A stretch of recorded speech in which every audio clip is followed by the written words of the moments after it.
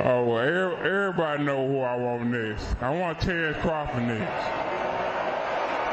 You're going to make that happen? Huh? You're going to make that happen? Oh, definitely. That's the fight that I want. That's the fight everybody else want. Like I said, I'm going to get these straps that I'm going to go over there and take his shit too. All right. Errol, congratulations. Terrific fight this evening. Thank you, man. Now, strap season, I know what time it is, baby. Terrence, I'm coming for that motherfucking belt. All right.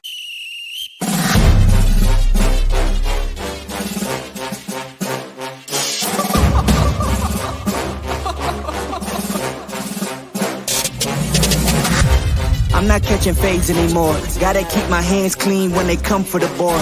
Keep it smooth like a dawn, making moves in the dark. Cause I learned how to swim in the pool full of sharks. Now they cautious, cause they can't read all his motions. How the kid never switch codes, but he codes with focus. Staring down your team with a frozen, ice cold look that could end the summer solstice. Cause I'm more like the top dog. Keep on running game and the gang will accost y'all. I be calling plays from a plane while I'm off court. But we ain't the same, you a lame, I'm a mob star. Actually, I'm a top dog on a stat sheet. Off court, but I call plays for the athlete. Laughing when the cop cars try to catch me. Cause I rolled off in a taxi. Put my feet up, I'm relaxing. Singing Figaro with no accent. While I pour strings from the streets in. Do it all with a straight face, I'm the kingpin. Top dog, top flow, boss mode, I'm the kingpin.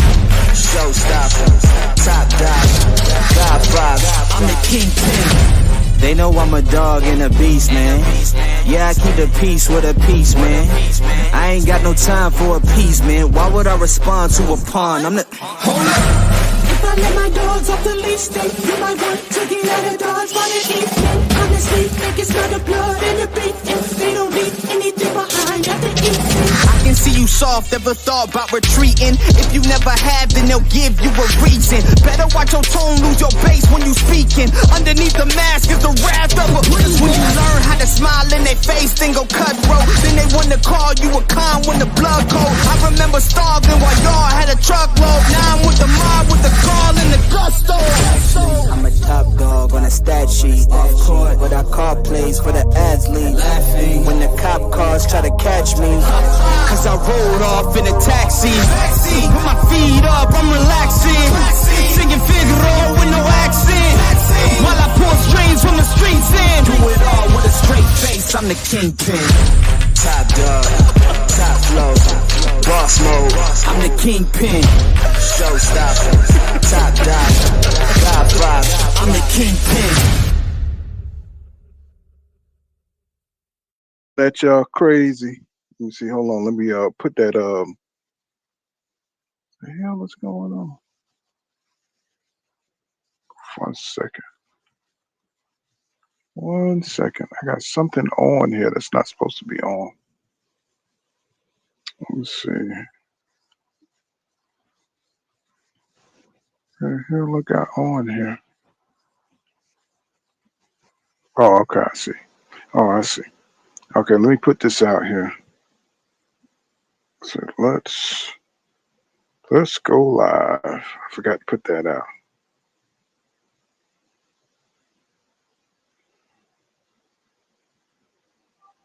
People gonna say, what the hell? All right. Okay, I know what that was. Okay, I was looking at a few fights before I came on. And man, let me tell you something. There's a whole new change, about to happen in boxing, and we see it. We see the Arabs, you know what I'm saying? What's his name? Turkey, Ali, what is it? Ali Sheikh, you know what I'm saying? Turkey, Ali Sheikh. That guy, man, he is he's turning things around, man, as far as getting these fighters to fight. It's a good thing and a bad thing because, what I'm saying, look like they're like really starting to push out the PBC. And, what I'm saying, look like fighters are starting to gravitate towards the Arab money. You know what I'm saying? There's they can get around a lot of politics over there, fighting for that Arab money. I mean, it makes sense. You know what I'm saying? Ever since they did this super tournament with Anthony Joshua, and they got the Tyson Fury.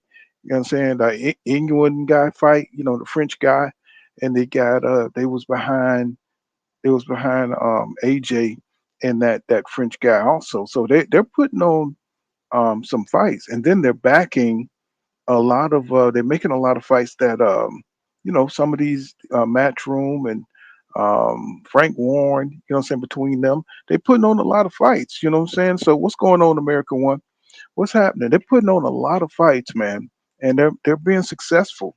So look like there's a whole power shift going on in boxing with the Arab money, because that's where everybody wants to make the mega money. That's where the big money is. You know, even Canelo is eyeing a fight with somebody.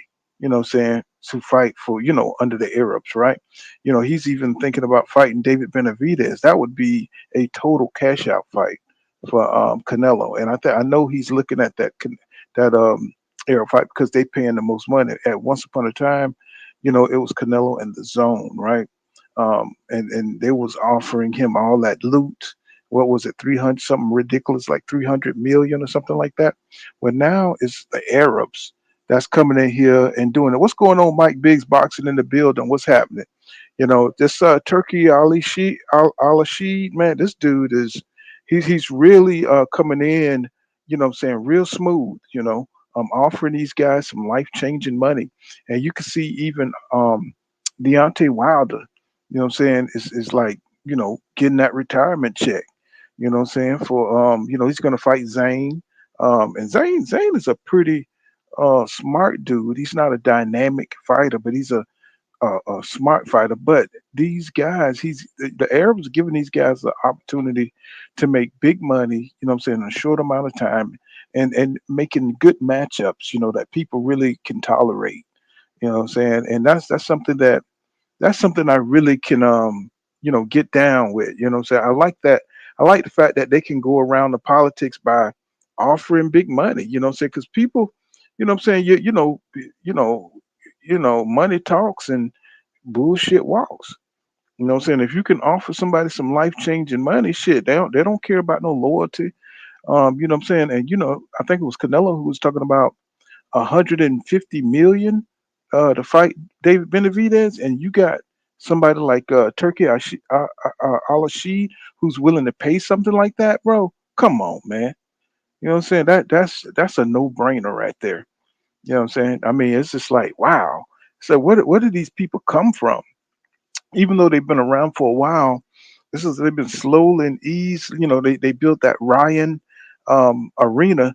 They've been putting on some fights, but it's affecting American boxing, and it's a change for us, right? Because we're not used to all these, foreign names. It's almost like they open up boxing into a global setting, right? It's almost as saying as if the American team is now able to play the French team or the Italian team. Saying when we just used to be all self-contained. Now, kind of open us up to a global situation, and it's just kind of weird because we don't have like truly dominant heavyweights anymore. We don't run the gambit, in the sport, what I'm saying, like we used to, because the eyes are on the heavyweight division right now, and Tyson Fury and Usyk are the two guys who are going to be fighting over there, getting that Arab money. You know what I'm saying? I know Tyson Fury, he would not be taking this fight unless he wasn't getting stacks and tons of money, right? Because you saw, he arguably lost to that French guy, right? I mean, he's like in terrible shape. I'm like, who's really wants to see this fight? You know what I'm saying? Except for those people over there. There's nobody in America really wants to see that fight, except for a few, what I'm saying, wood choppers. That's about it. You know what I'm saying? He says, what's going on, King Judah? What's happening, bro? So, it's going to be interesting to see how this, plays out, what I'm saying, for this year and the next year, to see if they're going to continue to draw the fighters, what I'm saying, from the PPC, because look like PPC ain't putting on no fights. They didn't put on the fights for Crawford. Um, when the rematch didn't happen, that was the first sign. That was first bad sign, um, even though you could say, EJ, he had his eye surgery, saying, which kind of messed things up. But saying that Crawford still can't wait around. Saying, because he's 37 years old, so he's got to go get he got to go get a fight from somewhere. So you can't really fault Crawford for doing what he got to do. And and I looked up the guy.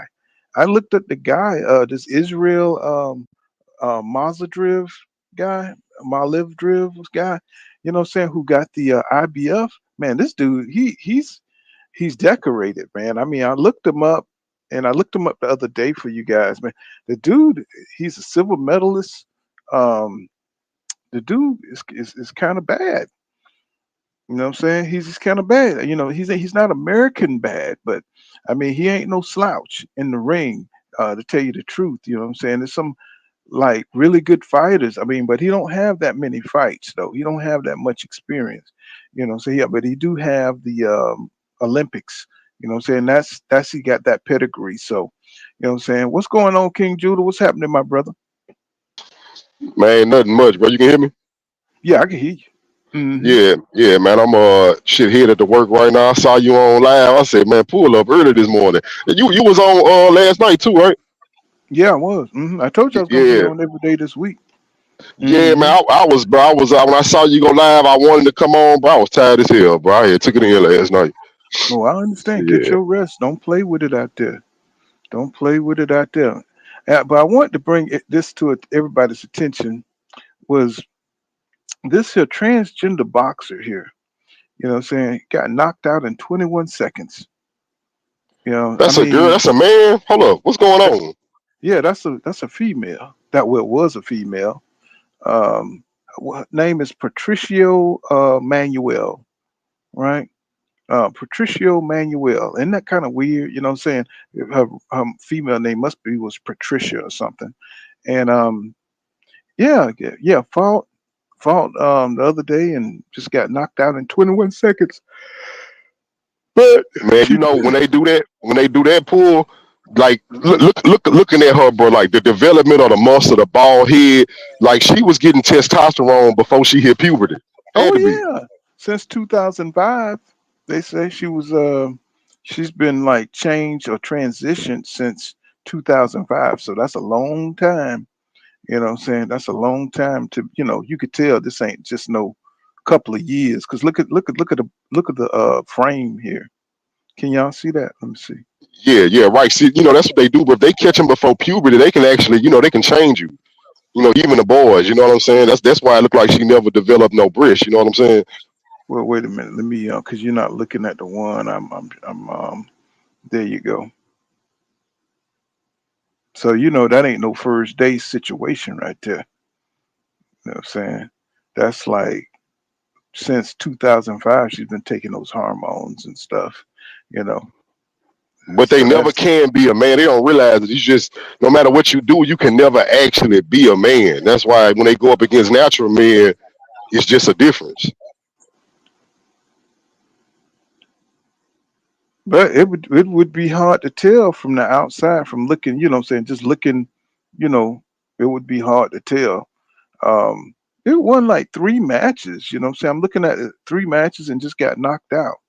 So I don't know who else, him or whatever what is gonna be able to beat in the ring. You know what I'm saying? It's like, I don't know, this is interesting. First transgender fighter. Um, to fight in boxing. Like really going in there.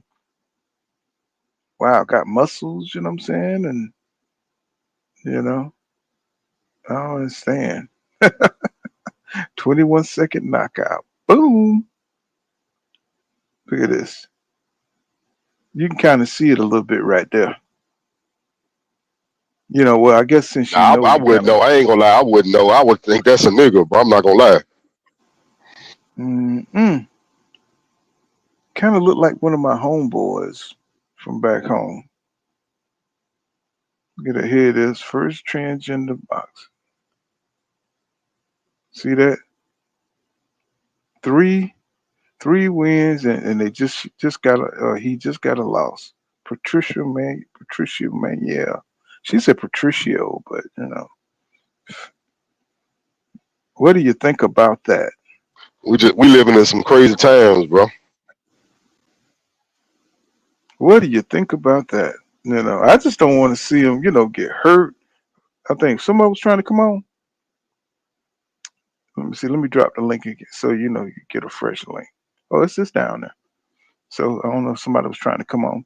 But yeah, man, what do you think about that, man? This is Well, I'm looking at it from the man standpoint because they got a lot of these new modern age women.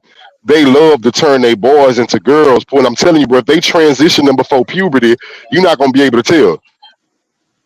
well. My thing is they're not going to be able to beat the top fighters. So basically, they're just doing this to make a statement. You're not going to be able to beat the top guys. You know what I'm saying? It's like, I mean, you're just not going to be able to beat the dudes. It's like I don't know. That's not just being biased. That's just facts. You know what I'm saying? Now, how are they going to be able to beat the top dudes? Because they're at a biological disadvantage.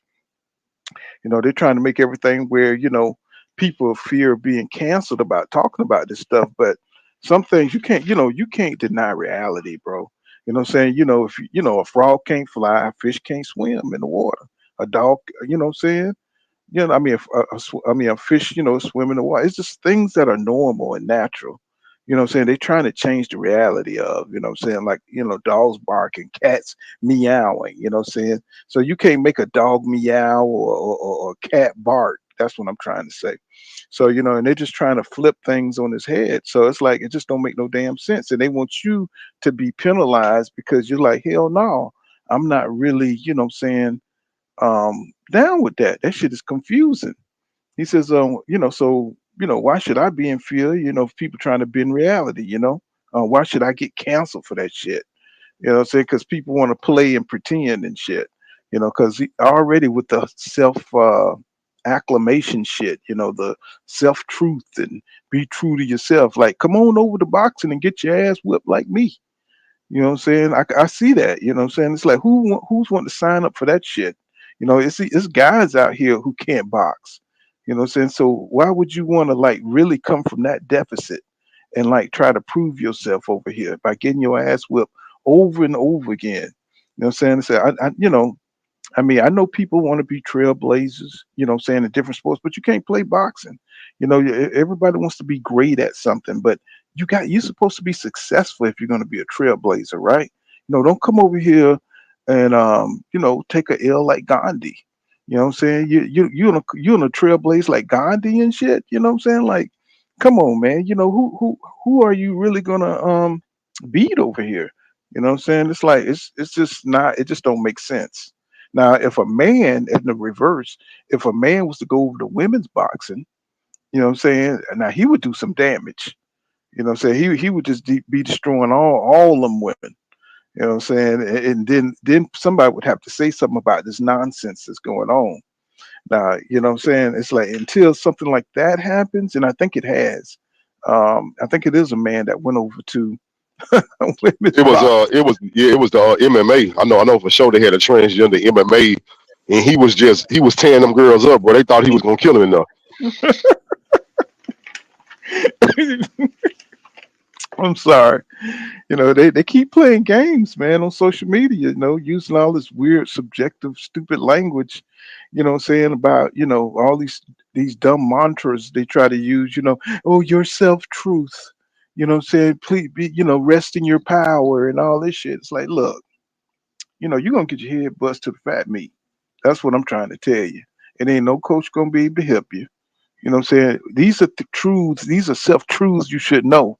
You know what I'm saying? These are things that you should know. All that, mumbo jumbo, what I'm saying, they be putting out there. It just don't make no sense, bro. A man is a man and a woman is a woman.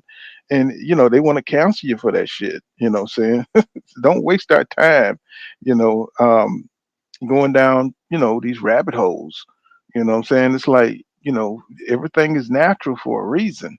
If you want to do that, that's fine. But I don't know how far you're going to get. Nobody watches the WNBA, what I'm saying, for a reason. And, that nobody wants to, if you're going to be a man, you're going to be the weakest man. You know what I'm saying? You're going to be the weakest nigga out there, and you're not going to really trailblaze the way you think. You're going to trailblaze because you suck so bad that everybody's going to pay attention to you. Okay, he's going to get knocked out again this Friday. So anybody going to bring some popcorn? Maybe he'll get knocked out in 15 seconds this time. You know what I'm saying? And that's what that's going to be. You know what I'm saying? Because until you get you can't take no more beatings. You know what I'm saying? You have to retire because you've been concussed. You know what I'm saying? 15 times in a row. I don't know who are these three guys that he beat or she beat or whatever you want to call it. I don't know who these, but those dudes right there, they need to go and lead the country. I mean, if they got beat by him, now I mean, I don't know if this stuff. Do you think like he really hits like a dude or feels like a dude when he hit him? Do you think?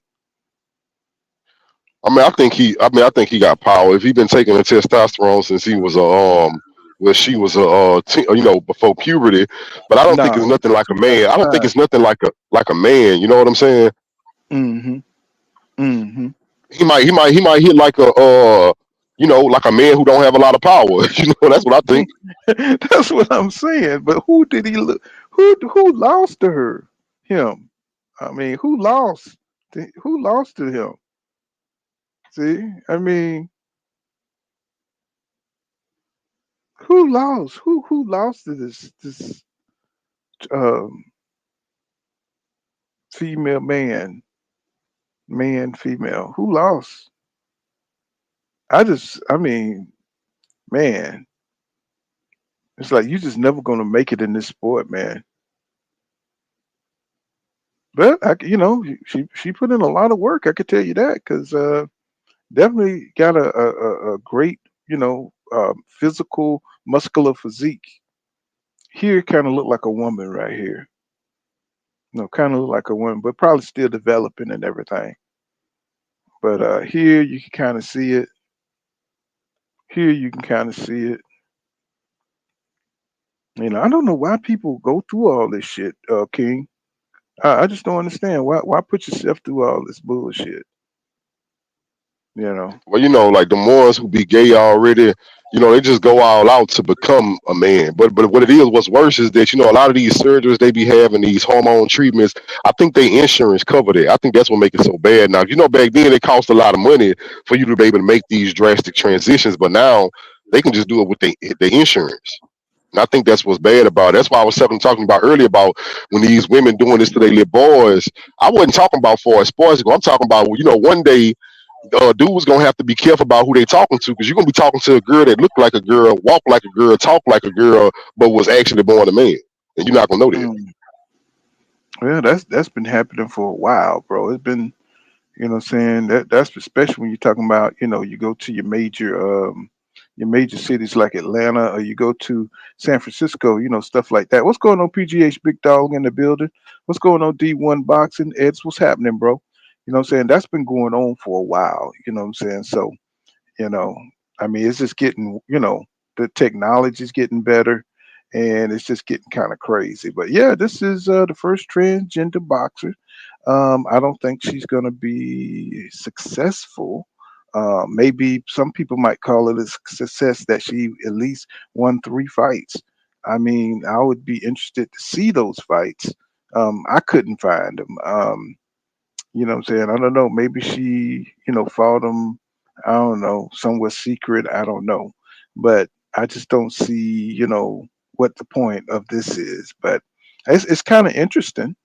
You know what I'm saying? And, I'm pretty sure she's going to get some kind of recognition for what she's doing. But I don't think she's going to be very successful in this field. What do you think, King? Yeah, I don't think so either. Like you say, but when it's a woman doing something, once it go mainstream, whoever this fighter is, people gonna jump behind it, bro. Especially like the LGBT, they gonna jump behind it. This person gonna be praised. Like you remember when Caitlyn Jenner first transitioned and then turned Mm, around and then yeah. made him the woman of the year. Oh yeah, it's like it's women like didn't make woman of the year. You know what I'm saying? It's like that just shows you that the hypocrisy. You know what I'm saying? They were spitting your face with that crap, man. It's like just to make a point. You know what I'm saying? Just to make a point. But yeah, that's who that was, and got slapped silly.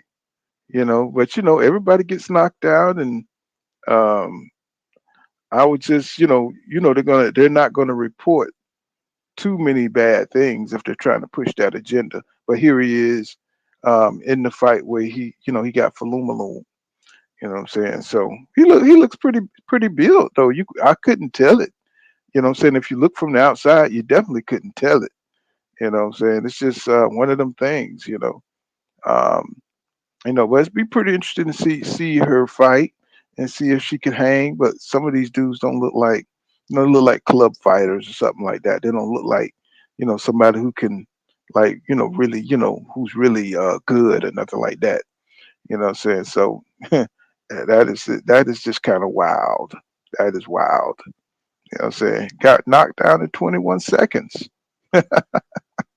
I kid you not, man. This country is something else, man. This country is something else. I thought I'd never live to see something like this, but here it is. You know what I'm saying? Here it is. He, her, exactly. You know what I'm saying? So, it's just kind of crazy because, what we're seeing is a power shift, what I was talking about earlier. And the Turks are taking over, man. You know what I'm saying? Everybody's trying to get that last payday from the Arabs. You know what I'm saying? All of our favorite fighters that's getting long in the tooth. Terrence Crawford, you know what I'm saying? He's trying to take those last two belts, what I'm saying, over to, anybody that he can. Because, remember when he went over to Saudi Arabia, what I'm saying, during the Tyson Fury, Deontay Wilder fight, he went over there after, I think, was it after Amir Khan or well, who was that after? And I think he was in, just before he started negotiating with Errol Spence Jr. And he went over there and everybody, and he was looking. He left Top Rank and he was looking for a home, right? And he went over there to kind of, affiliate himself with the Turks. I don't know who turned them on to them, but he started making this relationship with those guys, what I'm saying, early. And that's you get in with the Arabs, man, they got double the money of Matchroom. They got double the money of probably the Zone. You know what I'm saying? So that was a good move by Terrence Crawford because he's making backdoor moves to try to get around. What I'm saying, what the hold that PBC got on 154, and if he can get that fight with Israel Manadrov, or how you would say his name, Bakarov Nanadrov, whatever how you say his name, and he get the other guy, the IBF champion, Bakarov Monaleev. If he can get those two fights, shit, that's all he really need to get to really retire. He don't really need Tim Tszyu, or he don't need Fundora, even though he's trying to force them, what I'm saying, into either recess or getting a fight. And what I'm saying, he wants to get that Arab money. He wants that big money because I think Terrence Crawford wants something like 15 to 25 million dollars to get into the ring. And so, the PBC is not going to pay you that, and you're not going to get that unless you're fighting somebody like Aerosmith Jr. or you're fighting somebody like Jerron Bucenis. But I don't think people know who Jerron Bucenis is right now. So you may not be able to pull that kind of revenue out of that fight right now. He would have to probably beat somebody pretty good so the casual fans, what I'm saying, would be able to pick up on him. You know what I'm saying? So, that's why Terrence, he don't want to waste his time, y'all. He wants to go where he could take somebody directly to Saudi Arabia, and that's what it's looking like. Even Deontay Wilder's playing with that money over there. So Well, so well, PBC. Go ahead. well, no, I was about to say, well, the thing is, he don't have no excuses because Jerron just signed with Eddie Hearn, and we done seen multiple times now that Eddie Hearn, when he want a big fight, he can get in touch with Turkey Alalshikh and get his money. Yeah.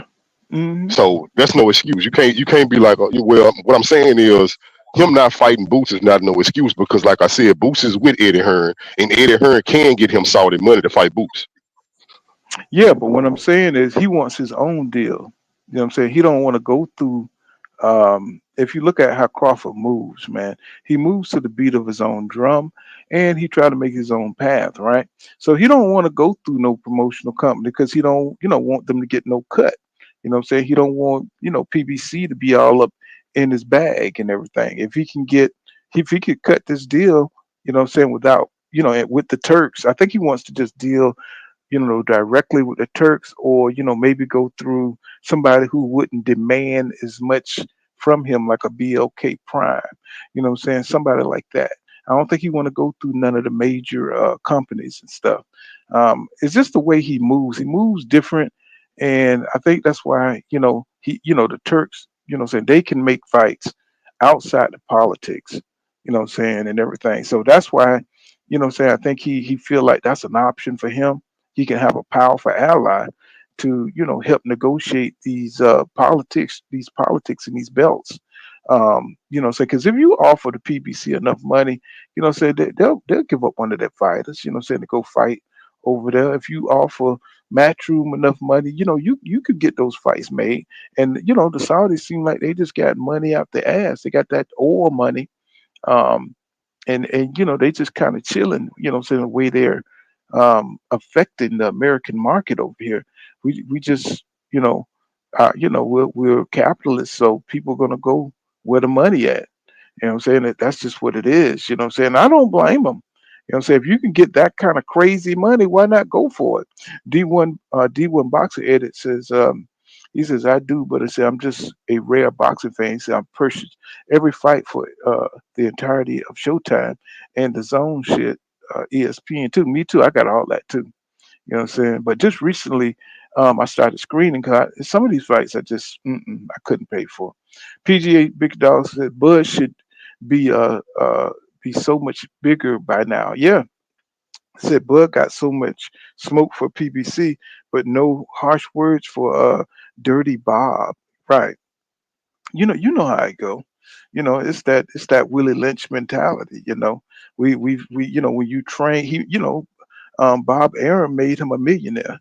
So, that's something, what I'm saying, for Terrence Crawford to look at. He made him a millionaire. So he's not gonna be mad with Bob, even though Bob held him back from you know, total building his career, what I'm saying, where everybody would know who he is. He should have left Bob Arum a little sooner, just like Floyd them did.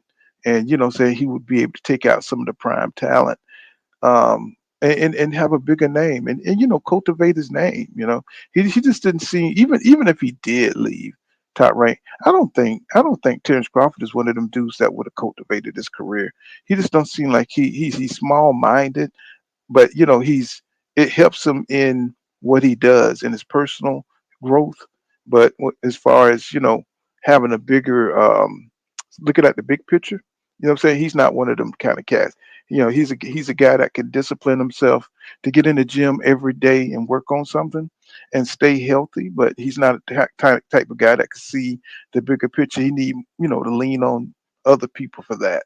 What I'm saying, and I don't know Terrence Crawford really, but what I'm saying, just looking at the way he moved, he seemed like he liked to move to what he controls. He likes to control the situation. I think the Arabs, I mean, when he seen how the Arabs were offering this kind of money, he introduced himself, and he's trying to make these moves happen. So he may pull a rabbit out of the hat, and what I'm saying, get these fights. He might get might get this shit done. You know what I'm saying, but it'll be interesting to see. You know what I'm saying? What you think, King? Yeah, I just don't think Terrence Crawford gonna fight nobody, bro. I'm being real with you. Like I don't see He's Terrence gonna Crawford fight. I fighting. just told you. I just told you who he's probably gonna fight, because they're gonna offer. They're gonna that Israel guy who's like the WBA champion. That's who he's gonna fight, because that guy, he just wants to make money. He don't care. There's not too many things that's gonna. He already fought over there too. That's how he became champion. He fought what's that guy name? He just fought one guy. He got about 10 fights. So this Israel, let's see. I'm sorry, I got it on my notes. It says Madrinov. Israel Madrinov, and he just fought over there. So he only had the belt since March, right? So it's like this. So this is the dude that Terrence Crawford really wants to get in touch with and fight with them Arabs. You know what I'm saying? So and that, what I'm saying, and I'm pretty sure they want to fight Terrence Crawford because he's a legend. You know what I'm saying? That's a what I'm saying, that's a fight where you could pass the torch off to. But I doubt if this guy be able to fuck with Crawford. He fought what is his name is Maga Nef Kubivov, something like that. That's the guy he beat for the title. Like I said, these foreign guys coming in, and they winning titles at 154, which really pissed me off with Jamil Charlo. He let these motherfuckers in. He could have fought these dudes. You know what I'm saying? These would have been pretty good fights for Jamel, but all of a sudden he went into retirement mode on us. You know what I'm saying? It's like crazy. So yeah, HBO tried to bring in this era too of all these foreign fighters. You know what I'm saying? It's like, I mean, and I don't mind foreign fighters. It's just that all of a sudden they grabbing titles. They stripped Jamel, and then what I'm saying, before this man had an opportunity to, well, I guess when he got the Canelo fight, they stripped him. But I mean, they could have waited. I mean, they waited for Triple G. They waited for Canelo to do what they wanted to do. They didn't strip them. You know what I'm saying? All them years they kept the belt. You know what I'm saying? It's just sucks to double standards. It says PGH, he says, and he knocked shit out. I'm shocked he didn't have the the casuals. The casuals. I don't understand that. But what's going on, bro? What's going on, Mevonair podcast? What's happening, bro? He says, Bud's gonna take whatever path of least resistance. You know what I'm saying? I don't know how least that is. That dude is a silver medalist. Um, he's pretty good. He don't have the experience. He don't have the experience. But here's the other guy. Um, here's the other guy. Here's the IBF champion. Hold on. Let me see. The IBF champion. These guys, they're solid. They're solid, but they're not superstars. You know, they're not superstars. Look at this shit. I still got that picture. Hold on. I got to take that picture down so y'all can see Bakarev or whatever his name. Let me see him. Oh man, I don't know why I did that. Let's see. Brand. Let me see. Gotta get back into the rotation of things. Here you go. Him. This guy. So that's him. So these are the two belts he's probably going to go after. You know what I'm saying? Bakarim, Mazaleev, and the other guy, Israel. He's going to go after those guys, and he's going to go try to make a deal over there. You know what I'm saying, with the Arabs and stuff. So Crawford is always doing weird shit. This dude is, by the way, is 31 years old with 22 damn fights and 16 KOs. Can you believe that shit? Can you believe? So that means he probably been in the amateurs for a long time. He got 72% KO power. 22 bouts. He's too old for that, don't you think? Don't you think, King Judah? Yeah, he kind of got some age on him.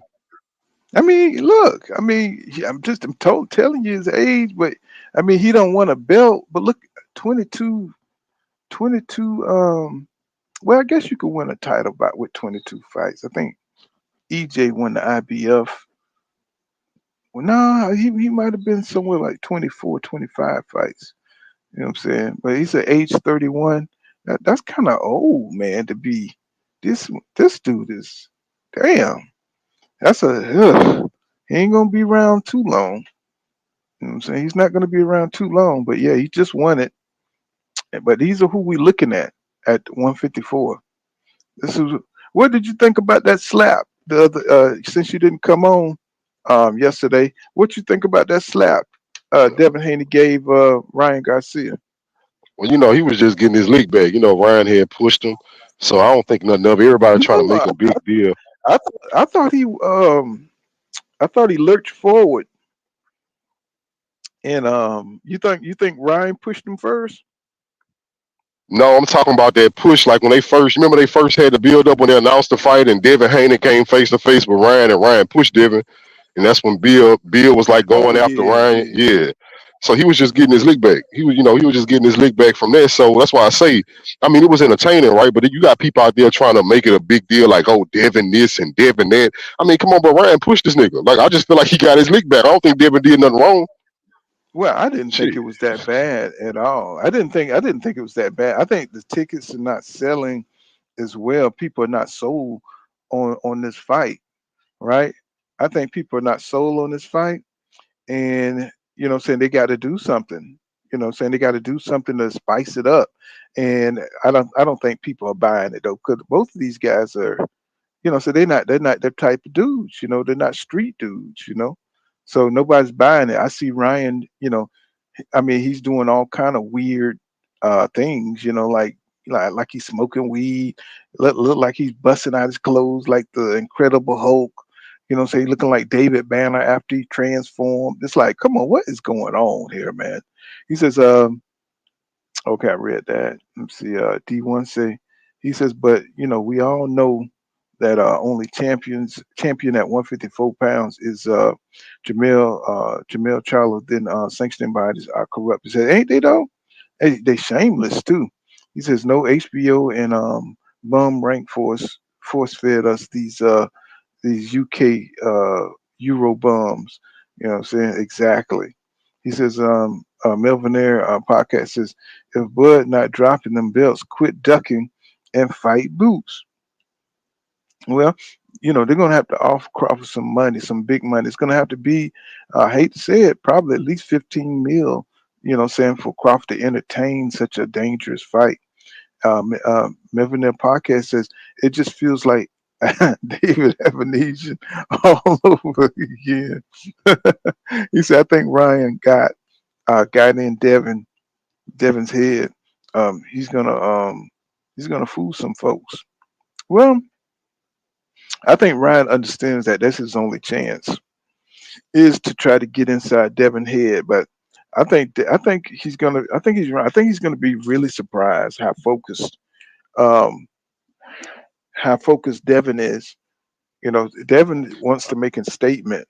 What you say? And Go me, ahead. me, I think stuff like that be a myth, bro. When people be like, "Oh, such and such in your head," people are created anything, like any antics against somebody. Oh, he in his head. If you react to it, the only time I think somebody can really get in your head is if you already have a natural fear towards that person.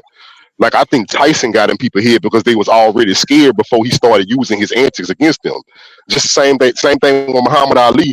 People knew Muhammad Ali wasn't scared. They knew they couldn't outtalk him. And I think in interviews and build-ups, he got in their head from the fact that he dominated them energetically. But you can't get in somebody's head if they already don't fear you. Well, what it is they get to you emotionally. They make you so pissed. Like when Ali said to Frazier that he had a little gorilla, a little rubber gorilla, and he caught him ugly, and he was punching the gorilla and everything, and he really got to Frazier. Frazier really wanted to destroy him, but it was the opposite effect. You know what I'm saying? Because he wanted, he didn't care what he had to go through. He was not gonna let Ali beat him. He said he was willing to die in the ring, right? So, you know, when you go in there, it could like help you, saying to make you angry enough to go in there and do some damage and give you all kind of stamina. And then again, like Andre Ward said, if you go in there emotional, it'll drain you. What I'm saying? Because you're just so uptight that you want to go in there, which is how Ali won a lot of his fights, because he used to piss a lot of people off and they wanted to really do some damage on him. And he would just rope a dope their ass until he got tired, because those rounds were 15. They went 15 rounds back then. So imagine swinging and swinging, and saying until you just get exhausted like he did Foreman. So people, when they say they get into your head, hey, how are you going to come at the fight? Are you going to go in there and try to kill Ryan because he said something about where's your mama? Or is he going to be the technician we know he is and just totally outclass Ryan? You know what I'm saying? Don't worry about making statements and promises of knocking this guy out. That's not what you do. You know, so that right there lets people, kind of lead them to believe that is I mean, Ryan is in his head because he's talking about knocking him out. What do you think about that? Him saying he's going to knock Ryan out. What do you think about that, King? Well, I mean, Devin said the same thing about Regis. I mean, at this point, Devin gonna always say he gonna knock people out. Of course, he trying, bro. But I mean, we don't see Devin as a knockout artist. So Devin just telling people what they want to hear. I mean, he criticized by not having power. So he gonna tell people every fight that I'm gonna knock this guy out. This fight gonna be different, and it may or may not be different. I don't think Ryan in his head by Devin saying he gonna knock him out. Because I think Devin gonna say that no matter what. You know what I'm saying? And like I say, whether Devin get the knockout or not, the next fight Devin have, he gonna say he gonna knock somebody out again. It's just, I think at this point, he not gonna go into a fight and admit that he don't have power. He gonna always be like, yeah, just wait till this time, Because the truth of the matter is, the first time he knock a nigga out, he gonna be able to say, see, I told you. Yeah, but you know what I'm saying? It's like, I mean, I think it's natural for anybody to snap. If somebody in your face like that. I mean, if you watched it like real closely, what I'm saying? Ryan was like, where's your mama? Where's your mama? Where's your mama? Where's your mama? Where's your mama? Where's your mama? It was like real childish, but it was real toxic at the same time. And then I think Devin was saying something about Ryan said something about his religion. And I was like, what is going on? You know what I'm saying? That like they're really trying to find some kind of niche for this fight. They're trying to find some kind of, thing to push this fight, you know what I'm saying? To give it some spice to sell these tickets.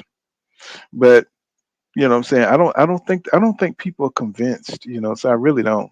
I just didn't, it just didn't feel real to me. Feel like it was kind of manufactured. You know what I'm saying? Because Devin is such a good kid, and Ryan is such a good kid. He's weird as hell, but they both respectful. You know what I'm saying? I just don't see it. They're trying to make that transformation. They're trying to drum up some drama, but I mean, what I'm saying? I think it'll be a good fight. I just think that Devin is just right now in his zone. He's in his bag right now. That jab, that those fast feet. You know what I'm saying? I just think it's on another level. When I saw him roll out of the pocket on Regis Prograde, I said, this kid has improved since the Lomachenko, and he's a lot stronger since he fought Lomachenko. So, but they keep trying to make Devin pay for that Lomachenko fight because they like really tax his name in the articles and stuff, and it really pisses me off. Hey, I want to give you my prediction, bro. I'm scared I'm a jinx it. Last time I jinxed it, bro. So the last time I picked the Errol Spence fight, I predicted Spence by 9th round stoppage, and it ended up being Terence Crawford by a 9th round stoppage. But my thing, I got Devin winning in the 7th round by TKO. I think he gonna hit Ryan, bro, and he gonna be putting shit on Ryan. I think Ryan gonna be a bloody miss, and I think Devin gonna jump on Ryan in the 7th, and they gonna stop the fight. Huh. Yeah, that's what I got. TKO, not a clean knockout, not a not a knock him out cold, but I think it's gonna be a TKO. Huh. Trying to figure out how to pin this thing. Yeah, I mean, I'm just surprised that people are talking about a knockout. You know what I'm saying? I'm just surprised by that. Well, I'm gonna tell you my logic. My logic is the fact that out of everybody Devin done fought so far, but Ryan probably got the worst defense out of everybody. You know what I'm saying? Like out of everybody Devin fought, Ryan probably had the worst defense. And I think Devin gonna take advantage of that. Like, I think he gonna jump on Ryan, and I say Ryan probably gonna get hit more by Devin than anybody ever got hit in a fight. And we see how Devin punching at 140. So I think Ryan gonna take the worst beating that Devin ever gave anybody in his whole career. And like I say, I don't think Devin power is so much that he gonna knock Ryan out cold, but I don't think Ryan have no defense. He don't have no foot movement or head movement. He gonna take more punches from Devin than anybody ever got hit before, and he gonna be getting hit harder by anybody Devin ever hit. And I think that's gonna result in a stoppage. Well, I could see. Well, what I see is that Ryan is he's very impatient, and he's already talking about like he's gonna go out there and like really try to overwhelm. I got you. I think he's going to try to go out there and finish it fast. He keep talking about 2 rounds, but then again, he might just be trying to throw people off because Derek James said that Ryan Garcia is training really hard, y'all. They're saying like he's training like really hard. So even though he may act like he's not trying to go 12, but he's training for 12. You know what I'm saying? It ain't like he's gonna go out there and like try to finish him in 2 rounds. What if he's like really, improved with Derek James training? Um, you know what I'm saying? So I mean, it's just gonna be interesting to see if he can like hang with Devin strategy out there because we know how impatient Ryan is. Ryan would throw caution to the wind and go out there and overcommit and just, I could see Devin just making them pay saying just the whole damn fight. But I can't see a knockout unless Ryan just, do something totally. I could see some knockdowns, like in the Regis fight. But what I'm saying, I don't think Ryan is that same tender kid, that got knocked down by what was that little British fighter name he fought. I don't think he's that same tender kid. I think he's grown up a little bit, and I don't think Devin's going to be able to knock him out though. I think he's going to be able to dog him though. I think he's going to be able to like really outclass him. What's going on, 2 cents? What's happening? What's up? What's up? What's up? How y'all doing? What's Oh, good, 2 cents? doing What's What's good? up, doing King pretty Judah? good, pretty good, King pretty Judah, we've been good. looking for you, man. We're glad to see you up here today. We was like, it's fight week. Where King Judah at? Well, I made Yeah, sure man, I've been kind I of made busy. sure Yeah, to talk about Dale just because of King Judah. God damn it! You But know what I'm now, King saying? Judah, I kind of want to push back on your assessment of the fight a little bit. I mean, I hear what you're saying. First of all, y'all know I'm a Ryan fan, but I'm sick of Ryan. I can't believe he continues these antics throughout this whole fight. I'm damn near about to bet on a disqualification the way he been Mm, tripping.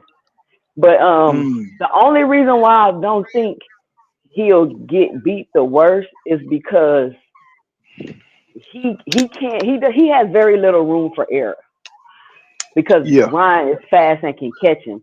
So that's the only thing I would be like, I don't know if he's gonna get beat the worst because Devin can't really afford to make no mistakes like that with Ryan. And if he's Hmm. throwing a lot of yeah, punches and coming forward like that, he could easily get caught. yeah. I Well, feel that. That's the only pushback I have to that assessment. what do y'all think about this size that he got going on here? I mean, he looks huge, man. He look like he's about. Well, maybe he haven't finished the weight cut or something.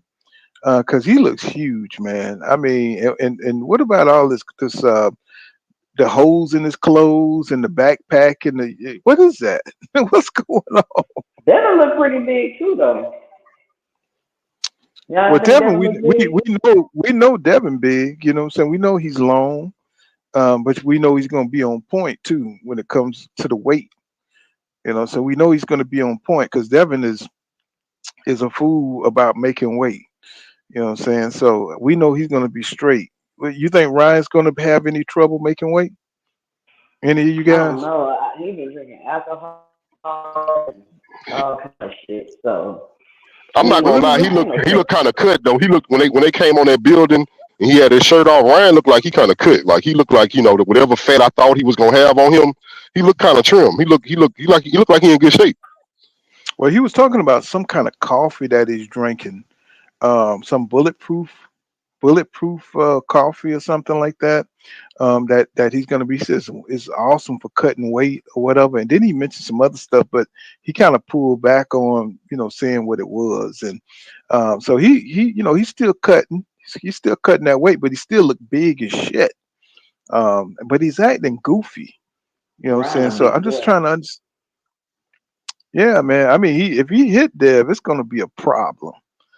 So that one thing about you see how fast he was in that after that interview, and he did like a little shadow. You know how fast his hands are, right? You know what I'm saying? But they're just not the most educated. Um, can he improve in such a small period of time? With Derek James training. Derek trains. I'm starting to think that he's kind of basic because I see Frank the way he makes his adjustments, And I'm just looking at the way his fighters makes adjustments. You know what I'm saying? And it's like it's not that brilliant. You know, so besides catch and shoot, um, I just don't know what else he's going to be able to bring to the table to beat Dev. You know, I mean, at some point in the time he's gonna be down so many rounds. He's gonna have to go for it. He's gonna have to go for it, and he's just gonna have to bang out. And I actually I actually think Ryan gonna do good, bro. If he kind of follow Derrick James' game plan, pump his jab, he gonna give Devin mhm, trouble early, bro. But what I'm banking on is I think Ryan. Let me get that one right there. I think Ryan mhm. gonna end up like going for broke, like he always do. He gonna start swinging for the fences and he gonna get countered a lot. That's my point to y'all. I think Devin Yeah, gonna pick him make apart him pay. naturally. He's gonna make him Yeah, pay. Devin. Mhm, Yeah, Devin gonna pick him apart naturally, and when Ryan get reckless, Devin gonna counter him too. That's why I see a stoppage. I think mhm, we're gonna see Devin using more footwork, if anything, mhm. trying to keep his range and his distance. I think if Ryan do get a little reckless and pressing, I think that might work in his benefit. Because the fight try to get Devin and fight him on the inside. And yeah, that would definitely be the Ryan's advantage because I don't think he could get out of the way them fast hands of Ryan Garcia. He would definitely get touched. You know, what I'm saying if he allowed Ryan to get close like that. But I think Devin's going to be super sharp. I think we're going to see the sharpest Devin that we've ever seen. I think it's going to be his best fight. I think it's going to be his signature fight, fighting Ryan Garcia because realistically, I mean, you know, how is he going to go forward? From here, if he can't beat Ryan, how is he going to beat Matisse? How is he going to beat Pitbull Cruz if he can't handle Ryan, who's not all the way dedicated to the sport? And those other two guys, they're dedicated. So Sabri Matias, he's dedicated like a motherfucker, and Pitbull, he's dedicated. So even though I think he'll have an easier time with Pitbull, just because Yeah, he's a Styles make come. fights. He'll box Pitbull head off. Hmm. He'll easily I beat Pitbull if you ask me. I agree. What I'm saying he'll just have this little man coming at him all night long. Relentless. Relentless pressure. But what do you think about this Turkey Ali Ashish guy? What I'm saying, taking over boxing. Just got all this money over there and just getting everybody to come over there. Eddie, what do you think about his recent success? And even Shakur might be going over to Matchroom. It's like, in times are changing, isn't the power dynamic changing right before our eyes? I mean, that's for you, two Yeah, cent. that's true. Yeah, that's true. You heard me, 2 cent. Hello? Oh, you heard me. Hello? Like, yeah, can you Y'all hear can me? hear me? Yeah, can you hear me? Yeah, I could. Yeah, I could hear you. Oh, I think I think it appears to be changing. But you remember Uh-huh. how when Matchroom first got in the game and they had all that money and they got all them fighters like Boo Boo and all them, their careers didn't turn out too well for chasing money. So I don't know. I don't know if it will bite them in the ass. Even you know what I'm saying? Like I'm not sure exactly how it's gonna turn out because what are these fighters giving up for those paychecks? That's what I Oh, want to know. Like you get what I'm what you saying? think they like? You think they're like getting shitted on, like them women over there for Instagram? Because I think they It's were like, saying like you don't get paid like because I think every time fights get reshown and stuff like that, fighters get paid for it and stuff like that. And when you go over there to Saudi, you kind of give all of that up. And mm-hmm. then you got to think about you're not really fighting in front of an American audience. You're fighting at a different time, so you're not really building your fan base like that. I guess it's one thing if you already have a fan base, but I feel like it's different if you're trying to build a fan base. And Well, I mean, that but for won't the be a fighter, fashion long. but if you was a fighter, wouldn't that be the place for you? Because you could demand, like more money or double the money that you ever made in your life for a fight, and you got a sheik, a king or prince or whatever ready to back you up. You know what I'm saying? Like ready to give you that because what I'm saying, they're willing to pay for the Canelo fight. They're willing. I think Canelo wants to fight. We might see Canelo fight Terrence Crawford later on. You know what I'm saying?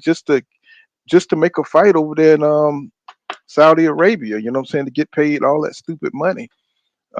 He's already was talking about 150 million to fight David Benavidez. Could you imagine if he could fight? If Crawford agreed and they wanted to fight over there, shit, they would go get that money. They would go get that money. But they on their 100 way out the million. door though. Like somebody That's like what I'm saying. Shakur, I don't know if that'd be a good idea for him because he should still be trying to build his fan base over here in America. But that's the thing, you know what I'm saying? That's the hard way. But if you can go ahead and make your 50 million or make your a cool 60 million, shit, you done already hustled the game. You know what I'm That's saying? true. You already got retirement money. These guys are looking for the big way out. You know what I'm That's saying? And true. That's true. I could see them saying, fuck the fans. He's already got a bad attitude with the fans. So, fans already don't like him. You know what I'm saying? So I could see them going for that big money over there in Saudi Arabia. You know what I'm saying? They say, shit, let me make 30 million. You know what I'm saying? And I'll go sit my ass down or I'll just chill and take a fight here or there. I don't have to work as hard. I could see that happening, because all this big money entering boxing from over there is good and bad because the fight will get some of the fights that we want to see. But at the same time, it's like, it's going to be hard for them to go back under network deals because they're going to be used to all that big money.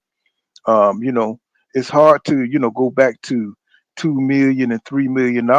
Once you done fought for 12 and 15 million. You know what I'm saying? So, and sometimes it's much more than that because you got, these Arabs. They got the Tyson Fury Usyk fight. They had that fight with that French dude that Tyson Fury fought and AJ fought. That's all them. You know what I'm saying? In the Rija in the Rida arena over there. You know what I'm saying? So, they're like becoming a force to be reckoned with. But you know Um what's crazy is when Al Heyman was doing that, he was ruining boxing. Now the Saudis doing it, they saving boxing. but that's the narrative they keep on him. You know what I'm saying? It's like, it's kind of like, somebody's always got to break the ceiling. They got to break the window, and then all of a sudden it's okay. AJ did it. Now it's okay. You know what I'm saying? What wasn't it AJ and Anthony Joshua was like the first time they were like kicking it off over there. I think it was AJ and Anthony wasn't it Andy I'm sorry, my damn memory. Yeah, the fat one, heavyweight. Andy Andy Ruiz. yeah, I said it, Andy Ruiz. Yeah, so I think they fought in Raja, didn't they? When I it don't was know. like Did they? They didn't. no, They fought in Saudi. was it was no, that was New York. I'm sorry, that was New York. That was New York. Who that fought in, I think AJ fought in who did he fight over there? I think Mayweather Can't had an remember. exhibition over there, didn't he? No, I thought AJ fought over there one time. I can't remember. But anyway, all roads leads to the Arabs, man. And I'm just like sitting back. It's like more and more I keep hearing about them, and people start talking about that fight being financing Canelo versus Terrence Crawford. What I'm saying, people are like really arguing about that shit right now, all in these YouTube streets. Like they're bypassing everything and talking about that fight. Um, I just thought like, damn. I'm saying, like, damn. Boxing is changing so fast that so if you don't keep your ear to the ground, you ain't gonna know what the hell's going on in the next 2 years. You're just not gonna know what the hell because we don't even know if PBC is gonna be able to make it. Because right now you got Jamel, who's what the hell is Jamel doing? What the hell is Jamal doing? What the hell is Errol Spence Jr. doing? Hey, I don't. Paul, Mhm. I wanted Go to ahead. bring. I saw something in the comments. I wanted to comment on. He was saying that it don't look right with Wilder over there with Eddie Hearn. I guess, and I'm not gonna lie. I agree. Let me tell you, this is my problem. I hate the fact that at one point Wilder said he'll never work with Eddie Hearn, right? But Mm-hmm. the reason why I didn't like it when he said it back then, and now it's proof that he signed with him, is the fact that, bro, don't be loyal to no network. Just go wherever you can get a good fight in. That's why Devin Haney, bro, I'm telling you, the way Devin Haney moved this shit about to revolutionize boxing. Devin is not loyal to no promotional company. He gonna go with whoever can make him the best fight at that time. Everybody should think like that. But the hard thing about that is it's gonna be harder for you to get belts and stuff if that's what you're doing. Because people don't want you having a belt and then leaving and taking them like top. You know what I'm saying? Top Rank wasn't gonna let Devin leave with them belts and go fight somebody at PBC. But see, I feel what you're saying too, sis. But I'm not gonna lie. So far, Devin making that shit work because he keep getting belts no matter what side he signed to. Yeah, but we'll see if he leads us on with that belt. Because I heard he gonna drop it. He gotta drop it. So it depends on what your goals are. I feel like, and if you got the pull and the power in order to be able to do that, because all boxers ain't gonna be able to move like that. Yeah. Well, I mean, right I think Devin made the blueprint. The blueprint is like, maybe you're right about current boxers, right? People who are already established and they have their networks, but new boxers coming in, Devin laid the blueprint. Just come in with your own promotional company. Come in with your own name and do your own thing, and then over time you can use that to leverage yourself. You mean Floyd Mayweather made the blueprint? I think Wilder fooling with Eddie Hearn to get to that Saudi money. That's what I think.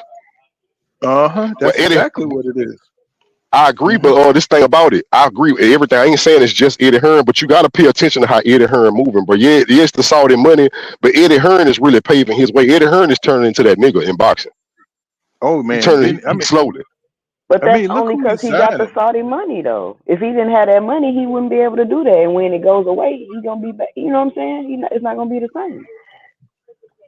It says Eddie is about line Wilder, about the line Wilder up. So he's gonna keep him away from AJ like he did Ortiz. Eddie is a duck.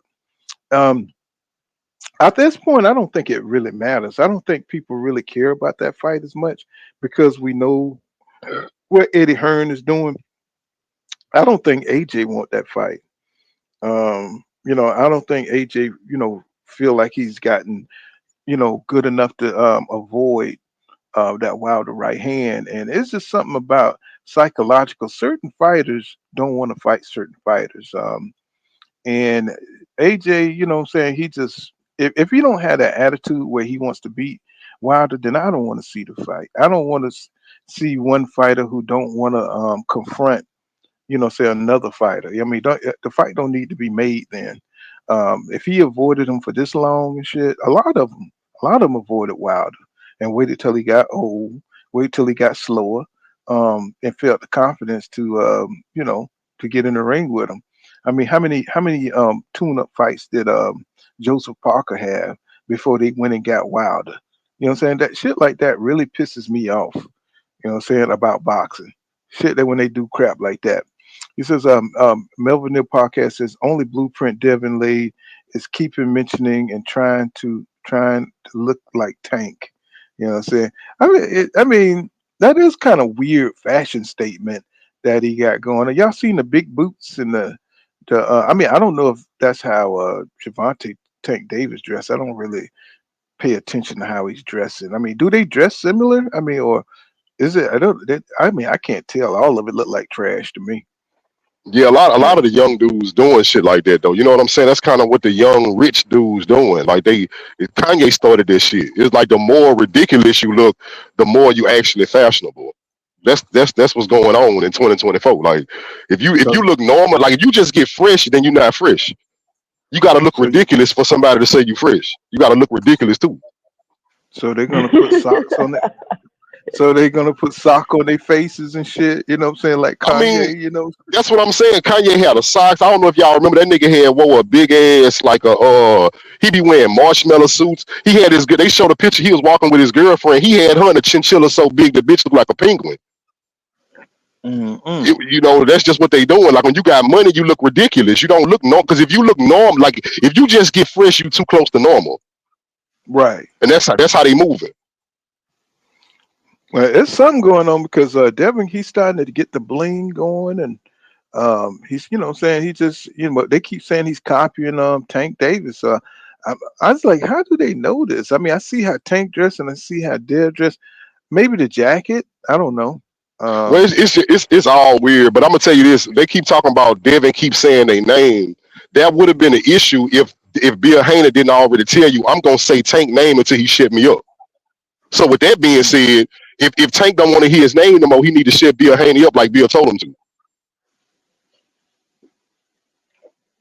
well, I mean, I don't know why that's so damn important for them, for the, Dev, for them to try to, down Dev like that. You know what I'm saying? It's like, 'cause they just keep making all these weird points.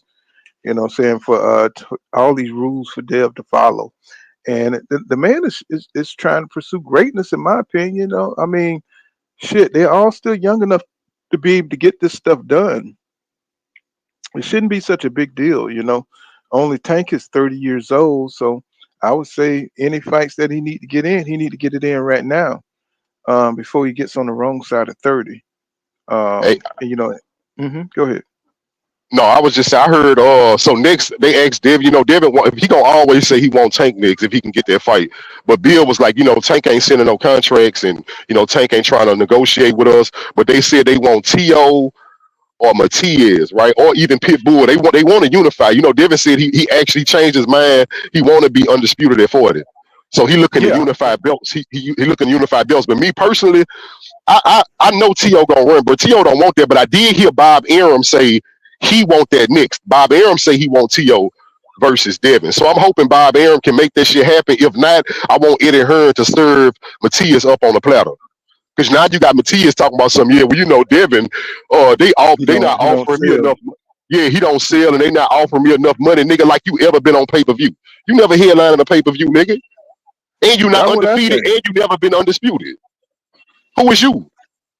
Right. It's just like when people, when they reach a certain status, they want to protect it. Somebody's in his ear because I think I mean not Matisse, damn Matias, he's one of them dudes that really want to be the best. I think he want to like really challenge them guys. I think he don't give a fuck about the money like that.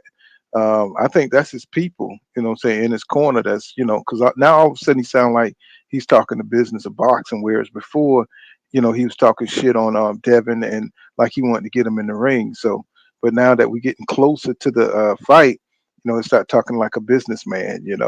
But Um, why is it always Devin though? Why it seem like everybody energy when they change when they got to deal with Devin, that's when they energy change.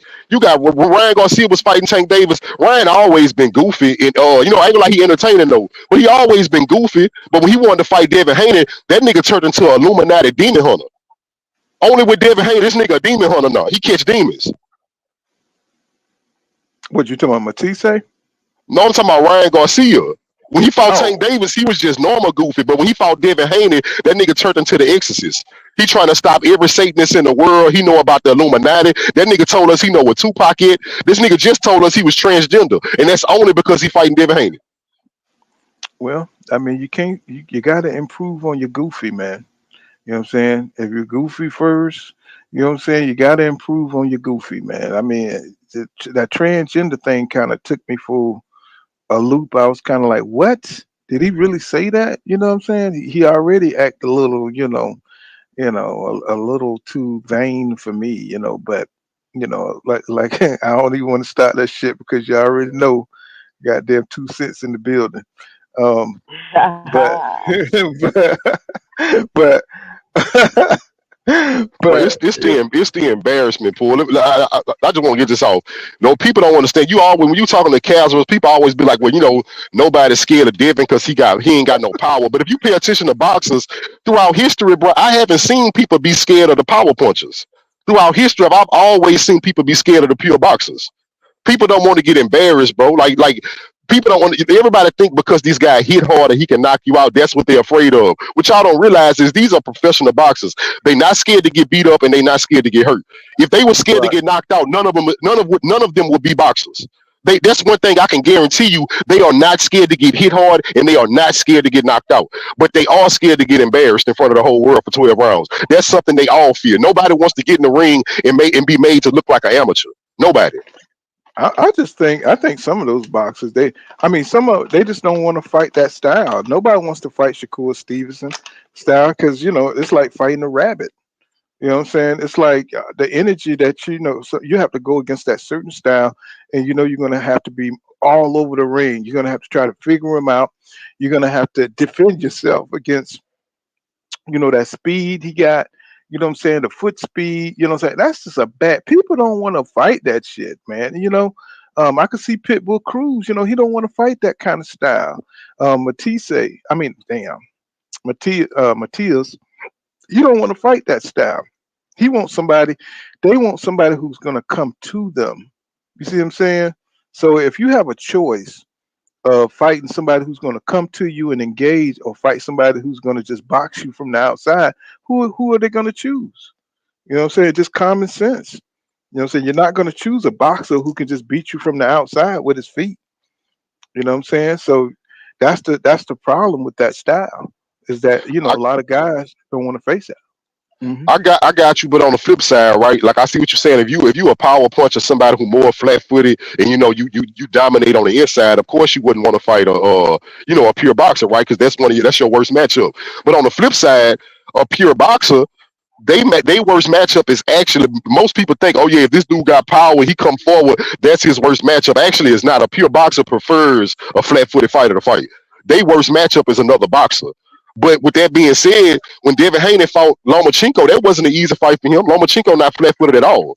But that didn't make Devin hesitate to fight him anyway. And that's why they had moments where Devin looked bad, because Devin didn't take a easy fight. Because by Devin being a pure boxer, fighting somebody who not flat-footed, that guy gonna be able to make you look bad at times. That's just like if Devin fought Shakur. Win, lose, or draw, Shakur gonna be able to make Devin look bad at times, and vice versa. Well, the saying is that you fight a boxer, and you box a fighter. That's the rule. You know what I'm saying? You don't box a boxer. You know what I'm saying? When you saw Sugar Ray Leonard and Tommy Hearns fight, you know what I'm saying, one had to be the boxer and one had to be the puncher. And it switched off in the fight, and you see Right. how that worked, you know what I'm saying? Because actually Hearn was a better boxer than Sugar Ray Leonard. But Sugar Right. Ray Leonard had to turn to the punch. He had to take take all the risk, to go inside. Well, And Tommy was smart. That's why I like Tommy. Tommy know that he had natural advantages, which is his height and his arm reach, and I respect him for using it. He said, well, you know what? I am stronger than you. I'm more of a banger, but I'm also taller than you with longer arms. So I'm going to make you work to get to me. Yeah, but he didn't make that decision. That was his corner. That was Emmanuel Stewart who made that decision, because he was getting fucked up by Sugar Ray Leonard. He got rocked quite a few times, and Leonard realized that he had more power. That he didn't really have a chin, really. And that was Emmanuel Stewart who told him to go stop boxing, because he got fucked up a couple of times. He was about out of there. And but Leonard was tired as shit. And you know what I'm saying, but he was trying to get him up out of there. So that's when Tommy started boxing, and that's when he had a lot of success, and he came back in that fight. So you fight a boxer, and you box a fighter. That's how it usually go. You know what I'm saying? If you have two boxers in there, it's going to be a long fucking night, especially if you got two elite boxers. You know what I'm saying? That's going to be a long ass night. Unless one boxer is just way better than the other. You know what I'm saying? So, it just depends on the talent level. And I think right now, we just need some really good top talent in the ring. You know what I'm saying? It's like, instead of all these little tiny bullshit fights, I think 154 is going to be real interesting, because we got some new faces up there. Have you guys, any of you guys, seen these new guys with the IBF and the WBA at 154? Have any of you guys seen these guys fight before? I haven't. I've Nah. been focusing on that 135 division. Top Rank got some 135 pounders over there. They Oh building up a yeah. nice little stable. But I wanted to ask you real quick about the Saudi situation. Do you think they will be able to engage a casual fan base? Because I don't know if the Saudis really have a casual fan base watching. It kind of seems Well, like it's more for the hardcore. yeah, I think so because that they come from their religion, their what you call it theology type of government, and I don't think they're gonna be able to hold down. I think that's for like their royalty, so they get to do special things that the regular folks are probably not interested in. I don't think their culture is geared around boxing the way other countries are. So I think they do it for their country, but it's just for the status, but I don't think they're like America or like the Western countries that really dwell on sports and stuff like that. I think they're trying to introduce that to the culture. You know what I'm saying? I'm not really familiar with how they get down like that. Um, so I think over time they will, because like anything else, if you hold it down for 20 years, all of a sudden it becomes tradition. You know what I'm saying? And I think that's what they're doing. I think they're building their own, their own little civilization of boxing and trying to put a little westernization in there. You know what I'm saying? So to speak. And they're doing a good job because they're doing better than Eddie when he first came in, and I think they really helped Eddie even become a better promoter. um, I think they're changing the way they're giving fighters more options to make more money. At least the older fighters. So we're going to see. You know what I'm saying? We're going to see if they can hold it down. But I don't think they got a network like that where you can like just tap into an app and what I'm saying, where just like a dude with a turban on it and shit. And it's what is that? What's the name of that dude company? The general, what do you call Ali? What do you call that damn shit? He's the head of GHG or some shit like that. General something. That's the name of his company over there. So they're still working on it. I don't think they even doing it for to have a regular fan base. Even though they have an arena over there, I think they're just working on it. I think they're building on it, and it's going to be I think maybe like a Vegas type dream, a situation where they're going to just build everything around that arena. You know what I'm saying? And they're going to just build from there, and they're going to get all the fights they can, and what I'm saying, whatever else. Because I think he's into soccer, he's into all other sports too. They're supporting, so they're going to be bringing that shit to that arena too. So so they really like working on something huge over there. It's really global. 'Cause I was just looking it up before. So I came on. I was like, shit, man, this dude got his hands into everything all around the world. And I said, God damn, man, it's like, why is he wearing a damn a picnic colored goddamn hairpiece? What I'm saying? That shit just look weird. What I'm saying? But this motherfucker got billions of dollars, trillions, what I'm saying, behind him. He's almost like Eddie Hearn, but they got double the money that Eddie Hearn them working with. So, I think they're gonna make a big impact on, saying boxing to come. Fighters are gonna try to make their way over to that Saudi money, just like Terrence Crawford. And if they can make the money without the politics, why not? You What know I'm what saying? I hate? Mhm. You know what I hate, Paul? I remember. That's why I say whenever it comes. You ever notice, bro? Since I've been on your channel, you never hear me talk about ticket sales or business of boxing. Like, right? You know what I'm saying? The reason is, Mhm. it's not that I Right. don't think it's important. It's mostly because I don't like double standards, right? And what I mean by that is, of course, we got dudes that sell better. We have Canelos, we got Tank Davises, Right. right? Even Deontay Mhm. Wilder's at the height of his career. We have those kind of guys, bro. But my point is, I hate the double standards when you can go with somebody like a Devin Haney or Shakur or even a Terrence Crawford and say they don't sell. These are all three black fighters, by the way. But nobody ever talk about how Dimitri Bivol don't sell or Better BL. Right now, but we had Tim Tszyu fight and we still don't know what their numbers did because nobody cared. See, they're not here to Well, the same standard as a black fighter. Nobody Of care what course these not. dudes selling. But but it, the Of it course issue matters not. when be because of what they be asking for, though. You get what I'm I mean saying? shit, like what is somebody like Devin asking for?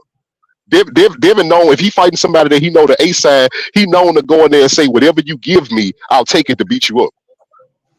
Mm-hmm. But he not doing Mm. that with Tank though. That's what I'm saying. Why He he want not? the same thing Devin Ryan never got said and it. all of this stuff. You get what I'm saying? This is stuff they He saying just publicly. said the same percentage. That's all he said. Whatever percentage, whatever deal Ryan got, he didn't put a number on. He said whatever percentage you gave Ryan, give it to me. Because you got to understand, at this point in his career, even after this Ryan fight, Devin has so deserved the same Mm-hmm. You thing back that on. Ryan got. My Devin well, my so th- yeah. Go my ahead. Go ahead. thing my thing is it's like, you know, Shakur don't offer nothing but a L. So it's like, Right. what Yeah. does he Right. what Yeah. I does was he just using bring to him. the?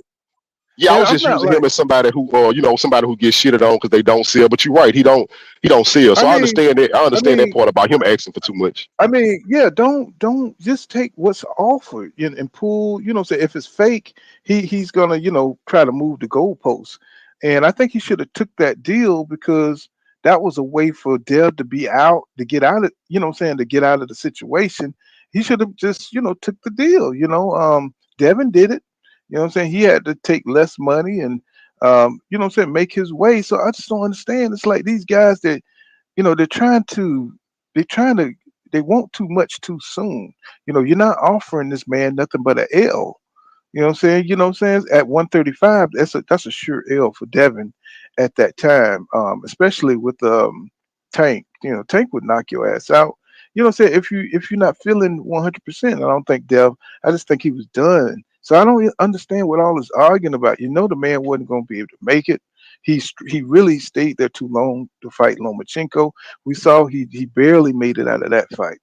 The only reason he made it that out because Lomachenko really ain't a big puncher, right? So he barely made it out by his chinny chin chin. I thought he did beat Lomachenko, saying convincingly. But if he would have fought one of them other guys, I think he would have got beat. Well, So I'm glad. hmm yeah, go. I was just gonna Well, say, yeah, go I'm ahead. glad he went up to 140. And I think the other guys can come up to 140 because there's nothing really at 135 keeping folks. So I mean, I'm glad that Tank is fighting Frank Martin, but let's keep it real. So that's probably the best fight at 135 besides Shakur Steven himself. Um, Well, see, they the need to go ahead, thing about go ahead. 140, bro. Like I'm gonna be honest with you. Think about 140. Like you said, at 135, Devin was drained, right? And I used to see, like, I know Devin had skills, but I used to see the fact that his punches wasn't moving people. Even Yeah. sometimes even when it got to the point where he had to be on the inside in the trenches and they banging bodies and moving, the strength wasn't there. hmm We talked about it before. Sometimes Devin looked wobbly at 135. It's just his Yeah. strength wasn't there. But now at His legs, 140, his legs I'm wasn't there.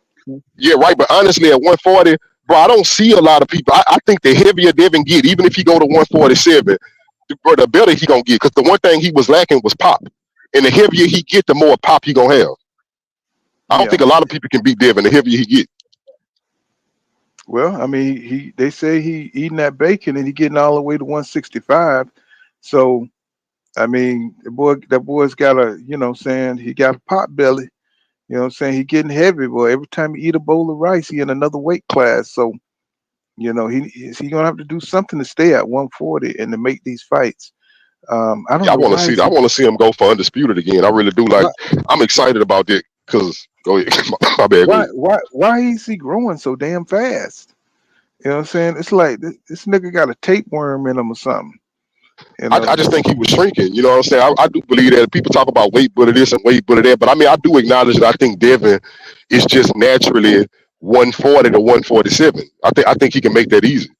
But all that Mm, everything people talking about, when you hear people, they exaggerating. They talking about Devin 165. He can fight it. He can fight David Benavidez. Devin is not that big, fool. Like now, because what people don't understand about boxing, even if Devin rehydrate or walk around at 160, that don't mean he can actually fight at that weight. right. I know what you're Yeah, saying. I mean, that makes sense because most fighters don't fight. Fight at their. I think Crawford walks around at 170, maybe 180. I think Spence walk around at 180, 190, or something like that. So they cut a lot of weight, and these guys do this for years and years and years. So by the time, they get to the big money, that their bodies are erect, dropping 40, 50 pounds, year after year, and have to maintain that diet, shrinking down into that size. Man, that's crazy, man. And then have to perform at a high level. Man, that's crazy. That's ridiculous. And do it for 10 years on a consistent level. That's amazing. You know what I'm saying? So I could see where, their organs and everything, they start breaking down, you know what I'm saying? Because your body as a grown man is not designed to be, to have like a sixth grader body. You know what I'm saying? That's like having a damn fifth grader or sixth grader body, a grown ass man. You know what I'm saying? We got women that's bigger than that. You know what I'm saying? It's like, you know, I mean, I can't remember the last time I wore 140 something. I probably was in the eighth grade or sixth grade or something like that. What I'm saying? That's just crazy. But these guys are able to do it for, for years and years and years. So, once they stay a little bit too long, so I'm glad when they catch it right on time before they take a L, you know what I'm saying? So they can get acclimated and move on to the next weight.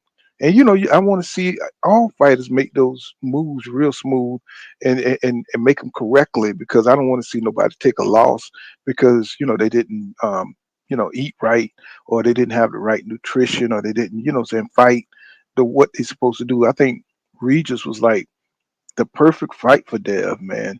You know what I'm saying? So he could acclimate himself to 140.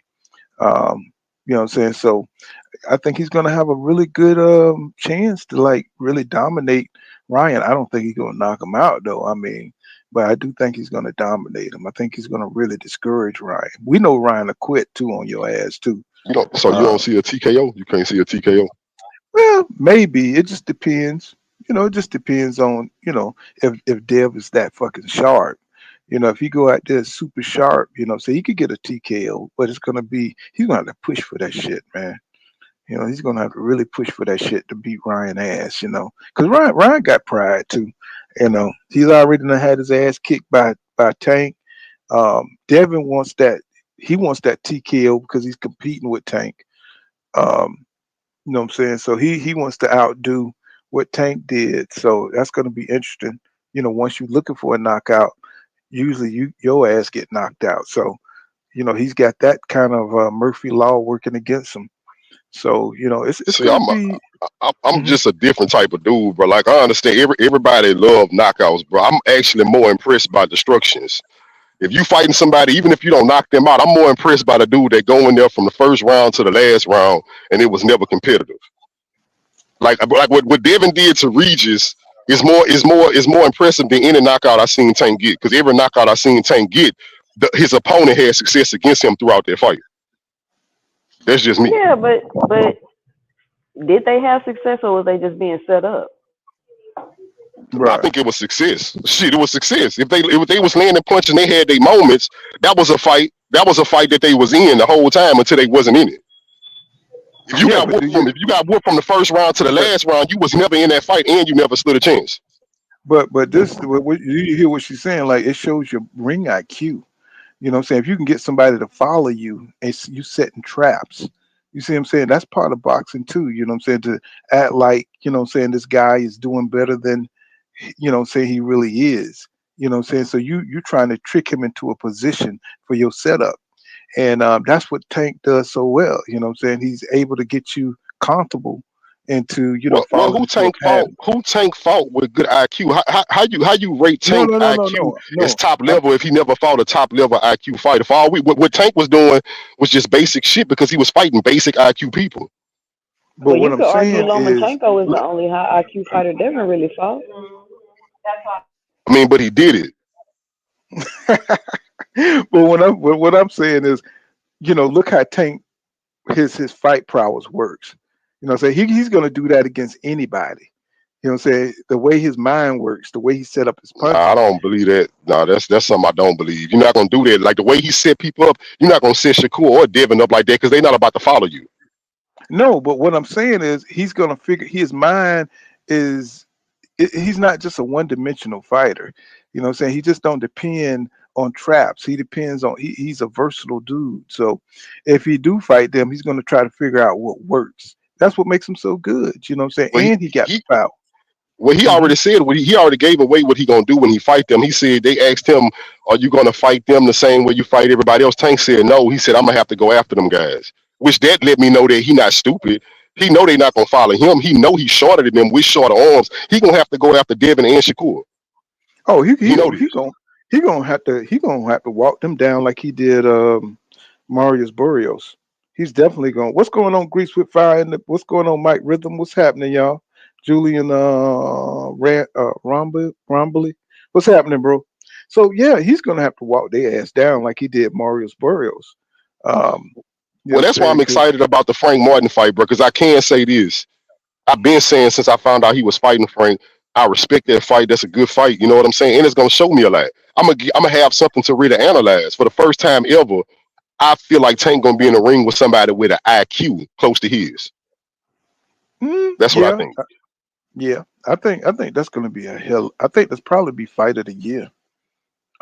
Right there. That's gonna be better than Ryan and Dev. That fight right there because Frank got Yeah, it power, is. man. Yeah, it Frank is. got It's gonna be a power. good one. My problem is Frank is a little loose, you know what I'm saying, in his fluidness. He's a little stiff, and he don't know if he wants to be an inside fighter. His transition from inside to outside fighting, he's a little confused because he's a natural counterpuncher. And I always worry about him, saying switching in between because when he fought Marinez, he was lost, man. He was confused. You know what I'm saying? When he fought that Artrum guy, I mean he didn't have enough boxing IQ to know that all he had to do was just dominate him with punches, and he could have got that guy out of there. I mean, every time he turned up on the dude was done. He'd go to the body, boom. The dude was about out of there, but he just backed off for some reason. I don't know if it was just because he's too muscular, or what I'm saying, and he just can't. The inactivity wouldn't allow him to finish him off early. Uh, it's just something going on because he had the guy quite a few times, and he just couldn't finish him. Well, If didn't he do that, I thought he stopped that I dude. think Frank's inexperience is his no, biggest he weakness. did. Well, that's what I'm saying. Like he didn't recognize that this dude was done. You know what I'm saying? Every time he turned up, he had him. But it was either his inactivity or he didn't recognize that or this guy was just like really he was countering Frank pretty damn good. Um, you know what I'm saying? So he was giving him a good Oh, shellacking. I don't Um, know, but they go back to what I was saying, bro. I hate when stuff not called, everything got to me, everything got to be even, bro. We just talked about that most people look at a knockout as a good win. You know what I'm saying? But we just said that if Tank struggle or somebody have success on Tank, it's because he's setting them up. But Frank did the same thing. He fought a guy who had success, and Frank ultimately stopped him. But we saying that was a bad fight by Frank. I'm not saying it's a bad fight. We're just talking about his consistency and the things that's probably going to give him issues in the Tank fight. You know what I'm saying? I think he did stop that guy, and he always do a good job at the end. But sometimes Frank get lost. You know what I'm saying? As far as what to do in the ring, and so that he got Derek James in his corner, but I want to see him make those adjustments a lot quicker and a lot faster and a lot better. You know what I'm saying? I want him to see him be confident going on to the inside and finishing off these guys because he got the talent. He just need the confidence and he just need the experience, like 2 Cents was saying. You know what I'm saying? And I just think Tank already got those things. You know what I'm saying? He already feel like he's confident in knowing what he's going to do and what adjustments he can make. He makes his adjustments a lot quicker. You know what I'm saying? Than I'm Frank, and I picking. think that's going to be the difference. Yeah, That's I'm going to be picking. the difference. I'm picking Frank to win, bro. I'm gonna be honest with you. But one thing I'm gonna see, win, lose, or draw, the whole world gonna see Tank struggle more than he ever did.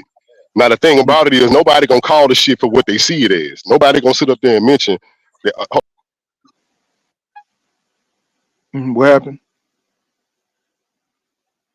What happened? He cut out. Mm. Mm-hmm. Yeah, well, I mean, Interesting. I mean, you got some interesting points. You know what I'm saying?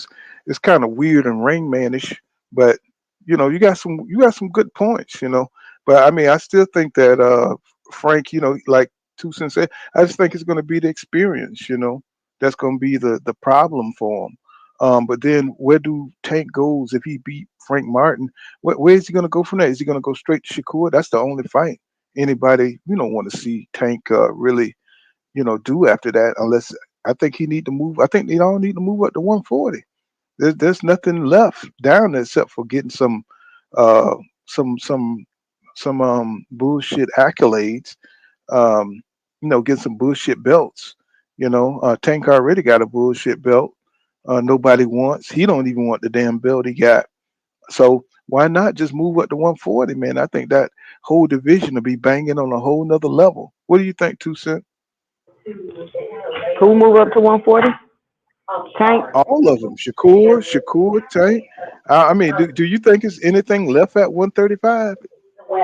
I mean, I see some upcoming fighters at 135, like you got the Andy Yeah. Cruz, you got but they all at top ranks. You got what's her dude name?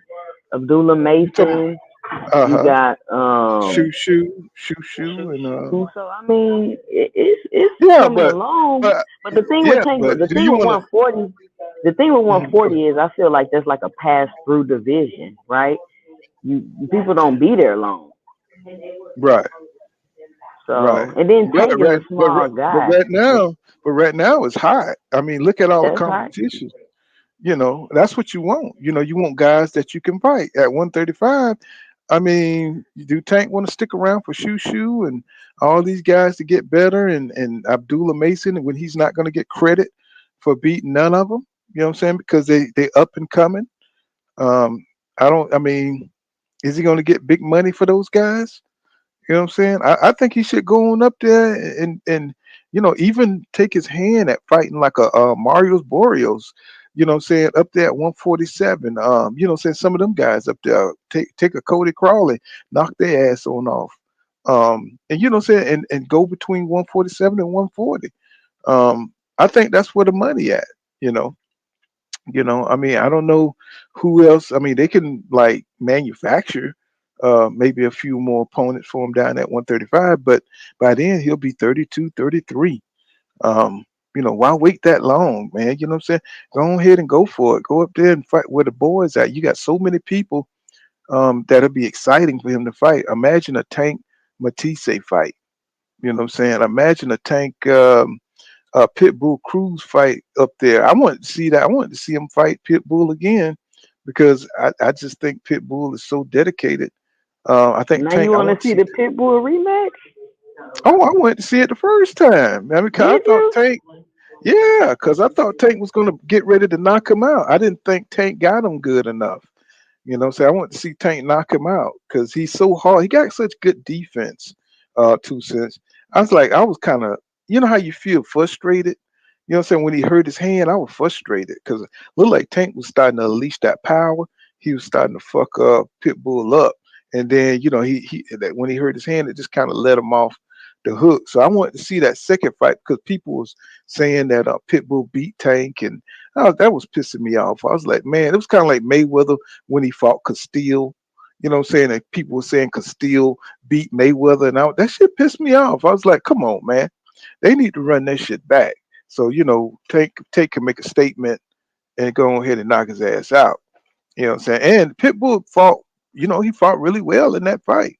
You know what I'm saying? So he came to win, and I like that. So, I really want to see that. You see how he beat Rolly ass. You know what I'm saying? He went in there with no bullshitting. And I think Tank could get a title.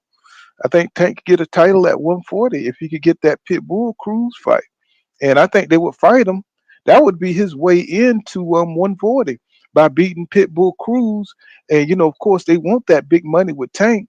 Man, that would be beautiful for him to get that title from Pitbull Man, Cruz that'll and be a shit. big money fight. That'll be a big Yeah, money fight. Pitbull yeah, Cruz and Tank at 140. and And then then that would and then set up. Pitbull got that belt. He can go take that belt from him. Yeah, and that would set up Haney and Tank at 140. That would set up everything else. Matisse, You know what I'm saying? Shit, everything else will just write itself off if you just go up there and just grab that belt. You know what I'm saying? And he got the power to do it. But you know what I'm saying? And nobody knows how Tank is gonna move. You know, so because he's the cash cow, and you know they want to make their money. You know, with the least risk. You know, but I think Frank Martin is a hell of a risk. So I mean, I never thought that Tank was afraid of anybody. Um, Never thought that. You know what I'm saying? I just think it's a business move for him and Mayweather. Um, you know, I think Mayweather's kind of done with attaching his name to Tank because nobody wants to see them bullshit ass what you call them exhibition fights. You know what I'm saying? So you know, I think it would be an embarrassment. You know, for Mayweather because I think his last few fights, nobody they got canceled because nobody really wanted to see them shits. You know what I'm saying? So, you know, I think he's trying to come up with a new some kind of new strategy to make money off of Tank, you know, on the side. You know, so I think he's kind of done with that though. Um, but yeah, man, I just want to see Tank you know, get up in the mix, you know. What I think they fight in June. I think Frank Martin and Tank fight in June. You know when they fight? The exact date? You know the exact date? I heard it was Uh, June 22nd. Damn, that's a long time off. I haven't seen what happened. I haven't been by your boy. Where your boy been up to with the other podcasts? I know my memory bad. What happened to your boy? He's still around? Boxing outlet. Yeah, yeah, boxing outlet. Yeah, he He's got a still new channel. It's Ross Media. He got his last channel got terminated. what? Yeah, Oh man. I mean, he put some work in that. He was putting some work into that channel, man. I mean, he was popping up with everything. I was like, every time I yeah, turned around, he was dropping something and stuff. You know, you got to be careful with that. You know, saying now he know you can't be too reckless. You know, I mean, mhm, you got to just watch it because there's some haters out there, and if they can get you, you know, say because you yeah. saying some controversial stuff, man. They tried to get me. You know, so they I think tried he to put put up somebody like a naked. rap video or something with some women in it or something. Yeah, you put some nudity on there or something, and somebody come on your podcast and put some nudity on there. They tried to do me like that. I had to cut it up out of one of my streams. You know, they'll get you. You know, what's going on, Greeks with fire in the building, my brother? What happened? Where you been, man? I know I've been gone for a while, you know what I'm saying, but I be trying to get it in, man, you know, but you know how life is and everything. But, you know, Better Beef and Dimitri Bivol, you know what I'm saying, we got that fight over there in our Saudi Arabia too. On so that is really nobody's really talking about that fight, even though it's one of the premier fights. I'm saying that's really going to move boxing forward. But nobody's. Why do you think nobody's talking about that fight? 2 cents, please, please let me know because I It's a don't hardcore understand. fans fight. It's a hardcore fan fight. I don't think Yeah, I guess. they really don't have an American audience. I don't feel like, and I just think that's more of a hardcore fan fight. That's why they never was making that fight in America. They couldn't get it You know done what? here. You know what? That is so true.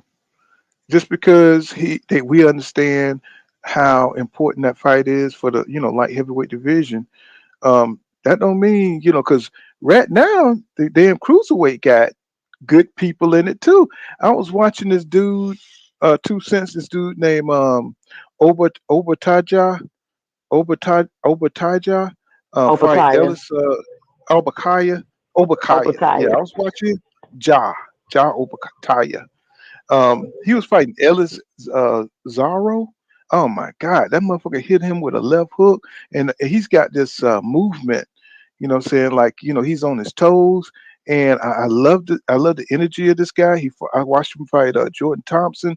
Man, I say, man, the cruiserweight division is getting good. And I got to start covering the cruiserweight division, and they were saying that Arthur better be if he beats Dimitri Bivol, that'll be where he's going to fight. They're going to give him a shot at that guy, and that's going to be a hell of a fight. That's going to be a hell of a fight because if you're going up to another weight class, then now you're talking about he's 40 years old now. Arthur Beterbiev, he's 40 years old. If you go up another weight division, them dudes can hurt you.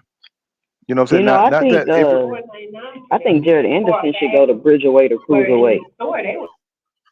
You said Jared Anderson? Yeah, I think Jared Anderson should go to Bridgerweight Oh, or Cruiserweight. well, you don't think he punched hard enough for heavyweight division? I just think he kind of small for the heavyweights. You don't think so? Yeah, yeah. I mean, you got Bridgerweight right there. You got Bridgerweight. You got Cruiserweight. You got a lot of weights where you can go down. Um, he fights like a small guy too. He fights like a welterweight. You know what I'm saying, in the ring. So it would behoove him to try it out. And I think he could probably get him some belts. You know what I'm saying? Because he do got skill. I just think for the heavyweights, one punch can change the whole trajectory of the fight, even if you dominating. You know what I'm saying? You could get Falumaloon at any time. You know what I'm saying? And it's like I could see him getting Falumaloon by some of the upper echelon fighters. You know what I'm saying? Because they so big. You know what I'm Yep. saying? Laying them goddamn elbows as they follow through with a shot. You know what I'm saying? And they land on you round after round. That's like it's a wrap for you, man. You know what I'm saying? You too little. You know what I'm saying? It's like so. Can you imagine him fighting Big Bang Zane?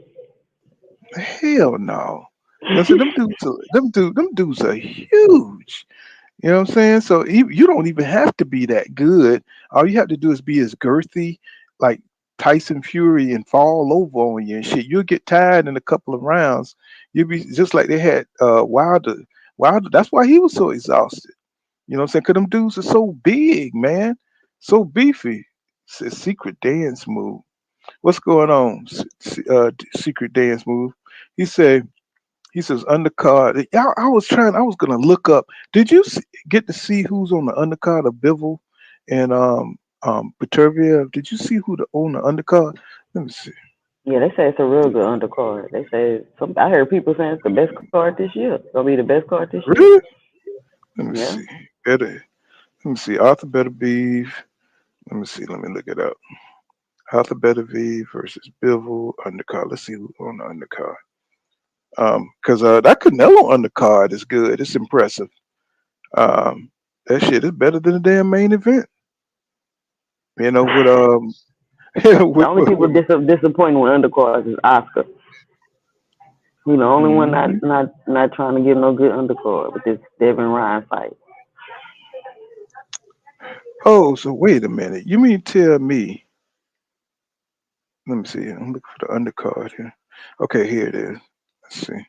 I think it says you mean tell me that Deontay Wilder is fighting on his undercard? Let me see. Yeah. Let's Yep, he fighting see. Big Bang Zane. Yeah, on his undercard. Yeah, he's fighting Big Bang Vane. Let me see. Let me show I y'all. think this was the last fight. Yeah. He said it might be his last fight. He actually said that. Yeah, I think He he's done. actually said that. Yeah, And I'm I cool mean, with but it. I'm cool with it. he He had a good he career. He's 40 years old, and it's time yeah, to he wrap it made up. the money. He made the money. So here it is. Um, here your boy is Deontay Wilder. You know what I'm saying, on the undercard, man. I mean, it's like where's the They other really fights though? keep using Wilder to sell those cards. Look, why he got the big picture in the Right, main event, got the June little small picture. June 1st, because everybody knows who Wilder is. You know what I'm saying? Reported by Dick Down. Let's see. I'm trying to see if there's any more cards though. Who's there? Says they're talking about that loss to Joseph Parker. Let's see. Oh, that's Raymond Ford is on there, and that Philip I don't even know how Arkovic versus Daniel Dubois and Raymond Ford defends his WBA featherweight title against Nick Balls. I mean Raymond Ford has come a long way too. I think I love his fighting style right now. So before he was like pulling out a lot, but now he put so much into his offense. I was like, wow, that's what Shakur needs to be doing. So what Raymond Ford got going on right now, that kind of flow in his offense. Shit, I mean, of course he wasn't fighting, nobody that was that good, but I mean, Raymond Ford, he was doing that pull out bullshit too, and it was just kind of annoying because you could tell he got so much ability, but He's got the hand speed. What I'm saying? He's got the in and out footwork and everything. So, but now he got the offense. He really went in that last fight he had. So I like look forward to look. I think he's with Matchroom. I think he's with Top Rank too. I think he's with Top Rank too. But yeah, this is a great undercard. I mean, I would definitely be watching this. June 1st. That's what they say is going to kick off. Matchroom and Queensberry Promotion, man, that's a dominant force. What they say is the first of its kind 5-on-5 series. Uh, Interesting. The press conference was pretty good too. They're doing a good job with the promotion and the way they're promoting it too. Because they'll pay for you.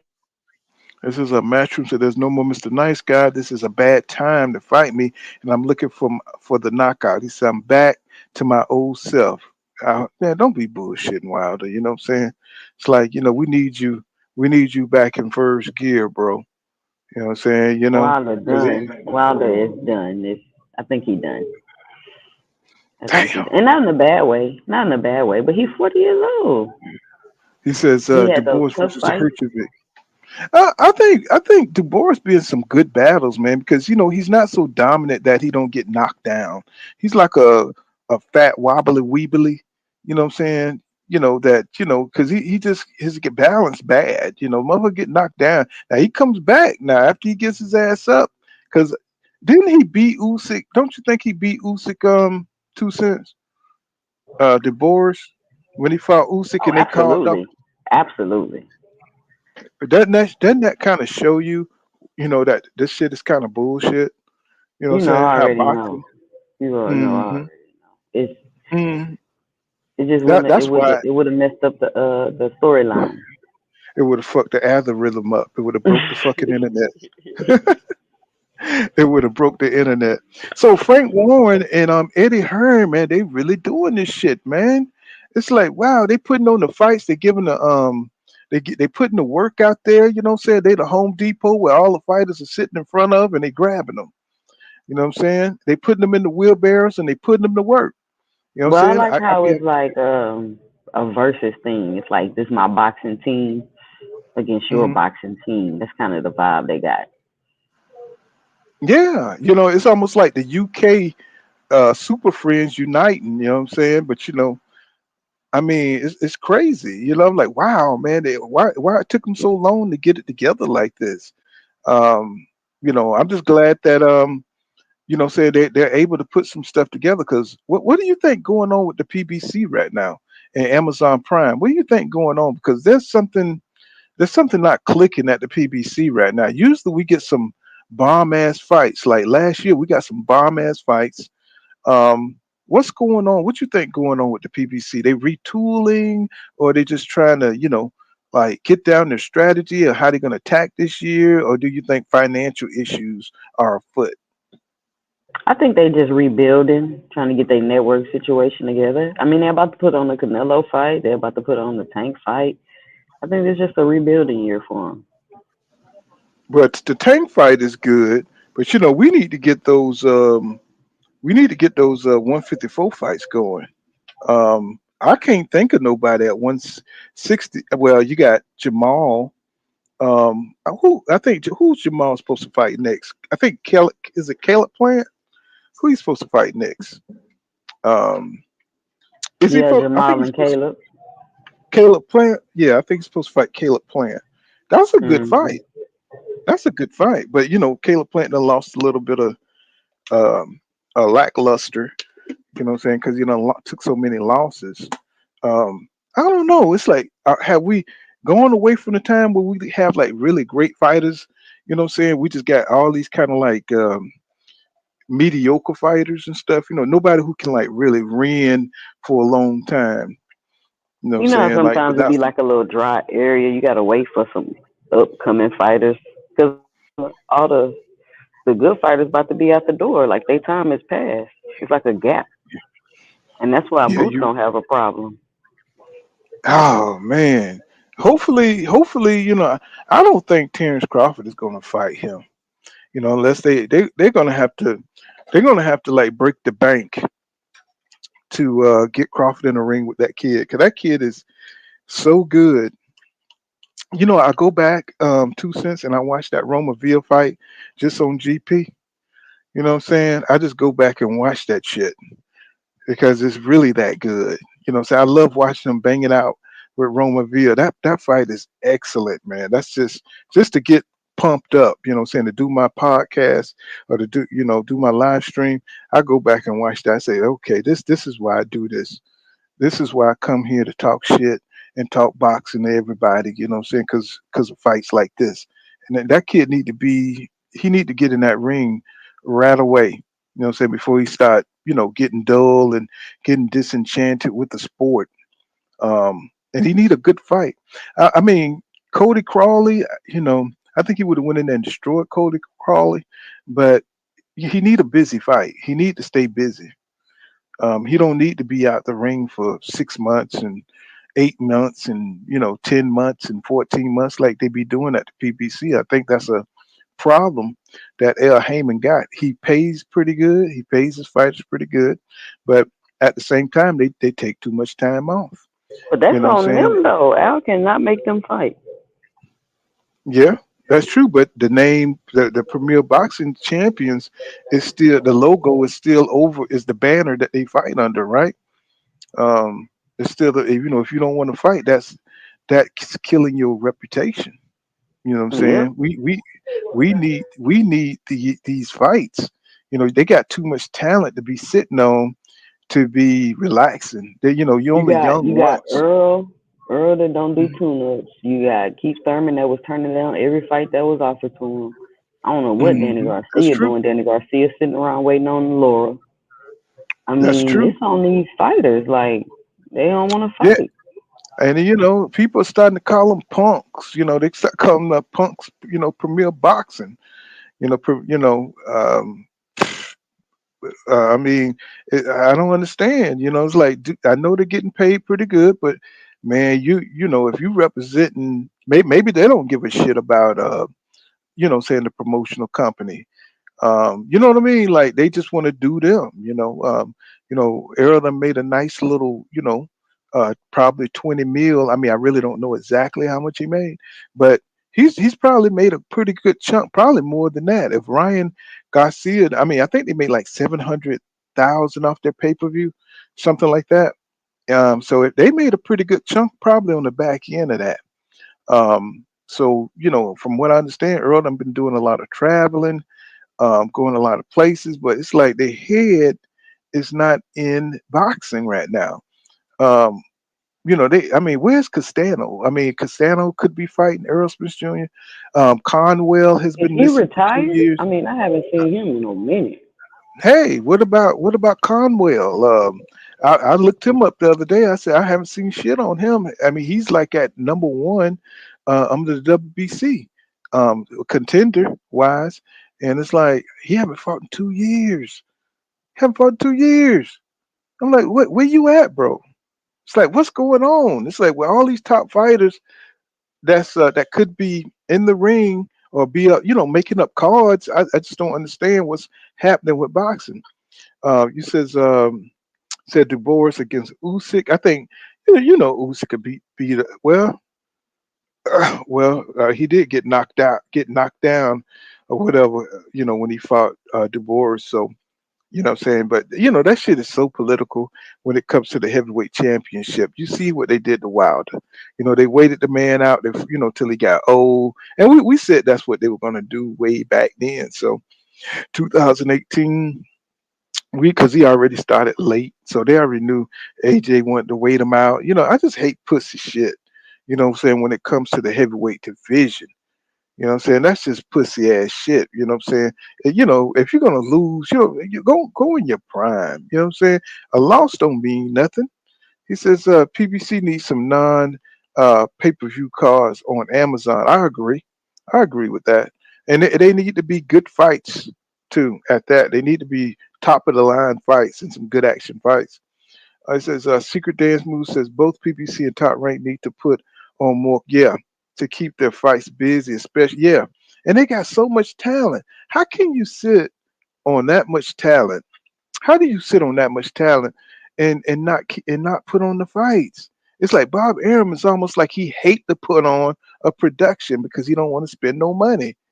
It's like I just don't understand it, man. It's like I don't know. Boxing like is the one sport where it seemed like it's a problem putting on shows. You know what I'm saying? It's almost like getting niggas from the hood to get together and do something together that's productive to go pick up trash around the neighborhood or something. You know what I'm saying? It's like you know what I'm saying? The shit is like it's like pulling teeth. You Yeah. know what I'm saying? To get I don't understand it. It's like damn. It's like you got one job. Say as a promoter, you got one job to do, and that's to promote these guys to get them on a card and to make them something. But now they're acting like the fighters, they doing the fighters a favor, what I'm saying, for by promoting them. And it just don't make no damn sense. You know what I'm saying? It's like, come on, Bob, I know you about 200 years old. This nigga is the devil's advocate. You know what I'm saying? It's like you go in there and sign a contract and then the people fucking on the damn painting above him and shit and swirling souls and shit. It's like this nigga's the devil's advocate for real. Every time I see him, what I'm saying, he's just he's what I think Bob is like what about 90 something years old. And he It's like like, gee, 95 or something crazy. yeah, I mean, man, this dude is gonna outlive all of us. This nigga go home and eat nothing but raw onions and goddamn coffee. You know what I'm saying? That nigga gonna live forever. All the bacteria, no bacteria lives in this nigga. You know what I'm saying? That nigga's gonna live forever. I think he got like a his son running it too, his company. I think he's kind of halfway. He's just kind of like the figurehead. But he's still sharp from what I understand. He's still sharp to be 95. This motherfucker is greedy. He's still doing interviews. Yeah, you know what I'm saying? The dude is still sharp. You better start going to goddamn Whole Foods and leave that goddamn Dollar Tree food alone, goddamn it. Let me tell you. You know what I'm saying? Go get you some damn salads. Oh, I'm still on that raw food 2 cents. You know what I'm saying? It's doing me wonders too. It's doing me some That's what's wonders. up. Yeah, You no. you Oh, you, you gonna change your pick when Wilder retire? you said change what now? Your picture? Oh hell no. No, that's my dude right there. You know what I'm saying? But I don't change for nothing. Did you see this story here about this transgender, the first transgender Didn't boxer he knock that got somebody out knocked and out? get knocked out in 21 seconds? Yeah, she got knocked out. She got knocked out in 21 seconds. What the name? Patrio Manuel got knocked He's out in so 21 stupid. seconds. You Look about at to that play right it? there. Oh, I don't think they got it out. Say because they're trying to push that agenda thing. You know But what I'm you're not saying? gonna see very many women going into men's sports because it's absolutely pointless. Yeah, that's what I'm saying. It's like, what are they trying to say? Like, come over here and get my ass whipped. You know what I'm saying? Just like me, you could be just like me, getting my ass tore out the frame. You know what I'm saying? It's like, come over here and get beat up. You know what I'm saying? It's worth it. I don't know what she I don't know what they was thinking. Like, you think you're gonna go do a combat sport with men? You tripping? I don't know. It's like for some reason people are upset. They obsessed with wanting to be men. I mean, and then once they become men, they realize that damn, being a man suck.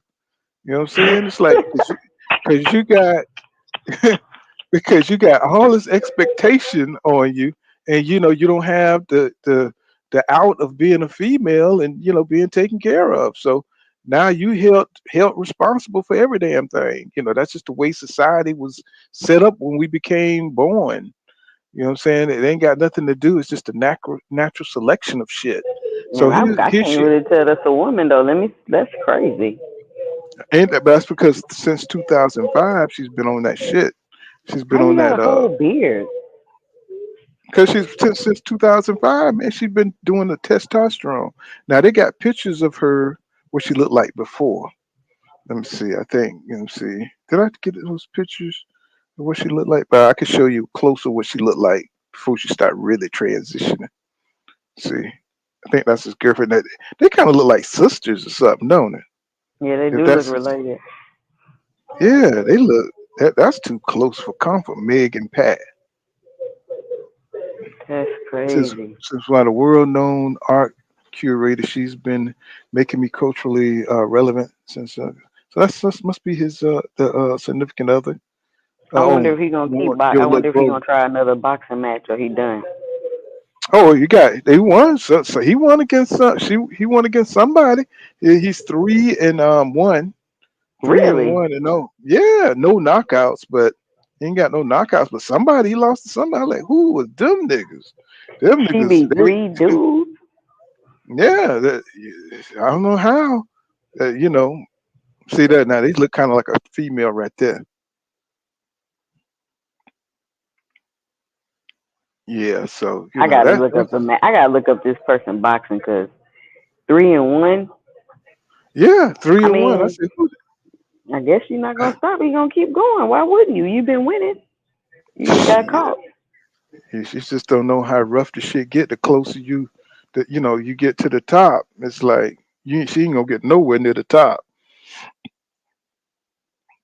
But they be liking the pose. They be liking the whole ambiance of going through life as a man. You know what I'm saying? Because when you acting is different. You know what I'm saying, than actually being.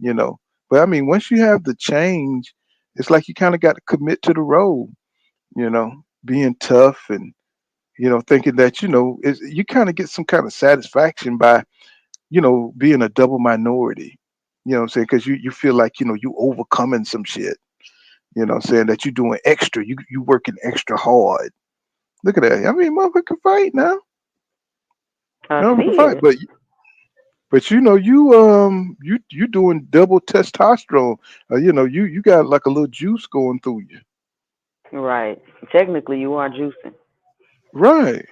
So you've been juicing since 2005. That's a good little piece of artwork. I like that.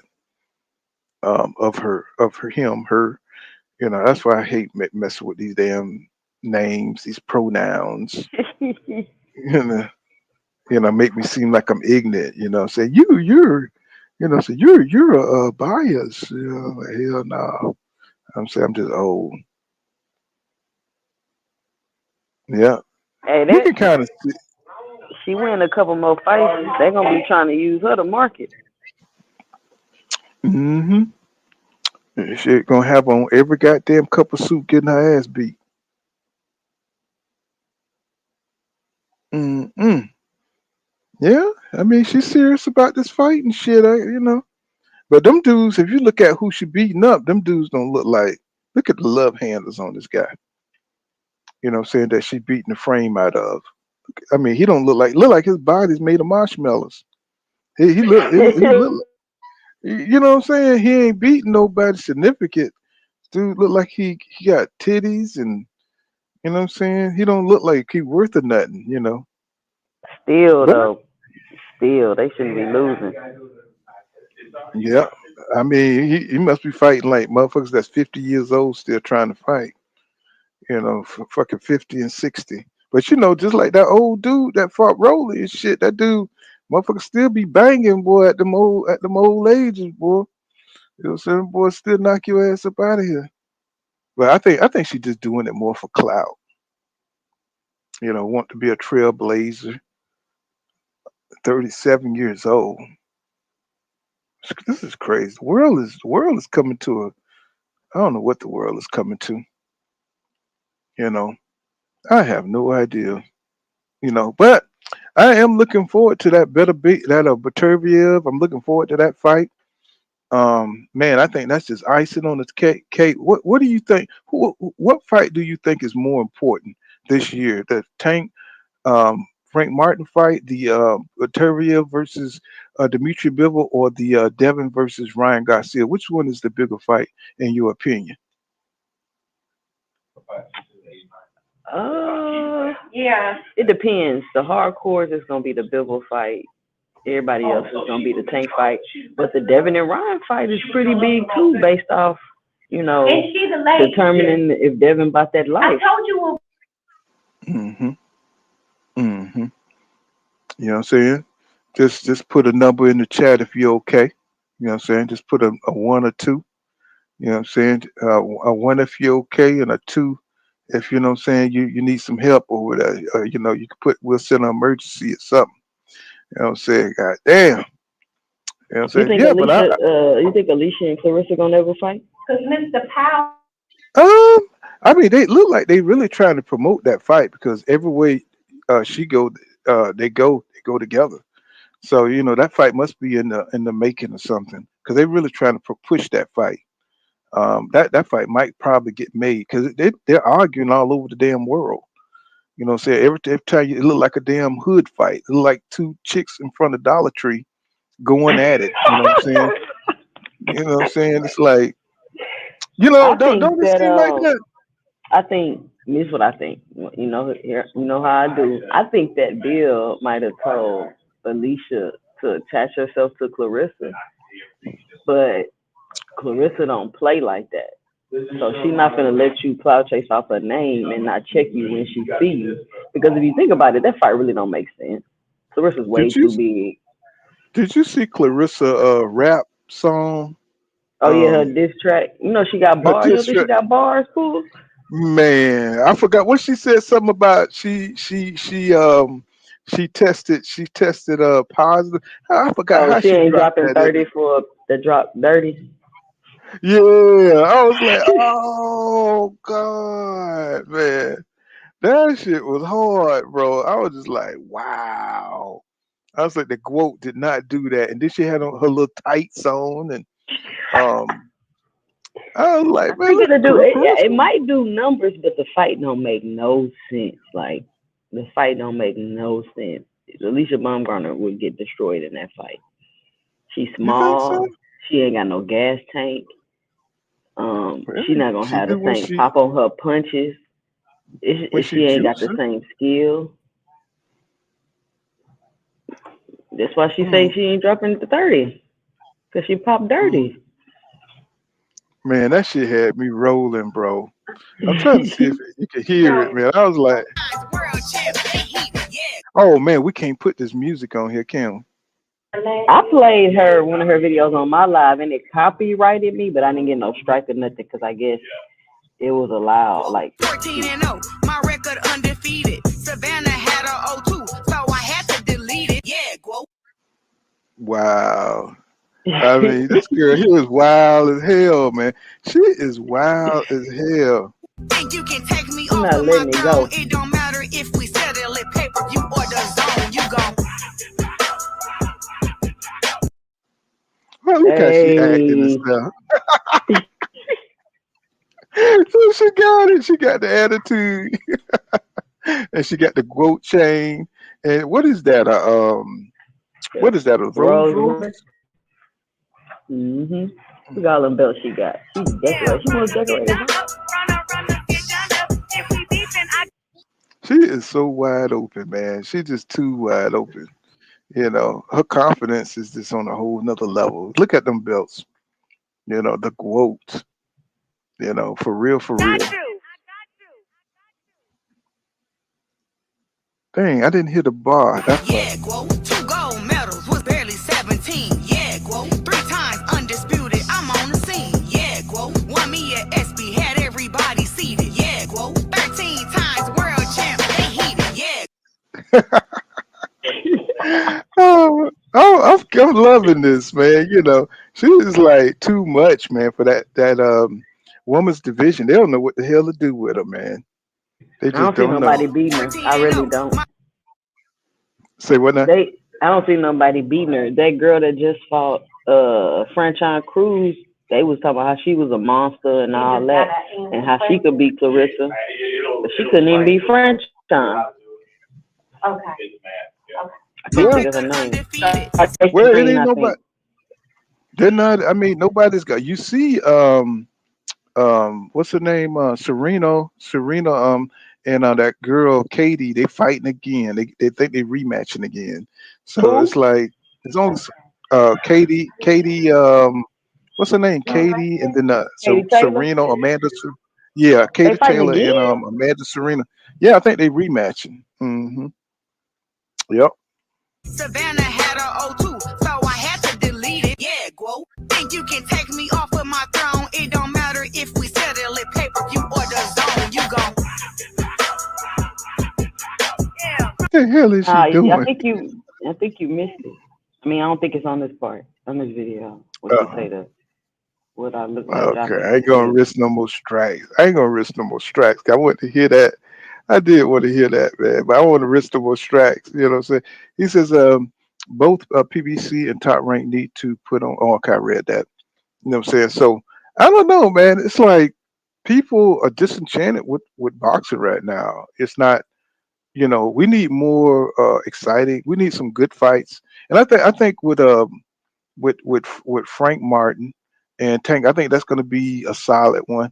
Hopefully, we'll get some fireworks with Devin Haney and Ryan Garcia.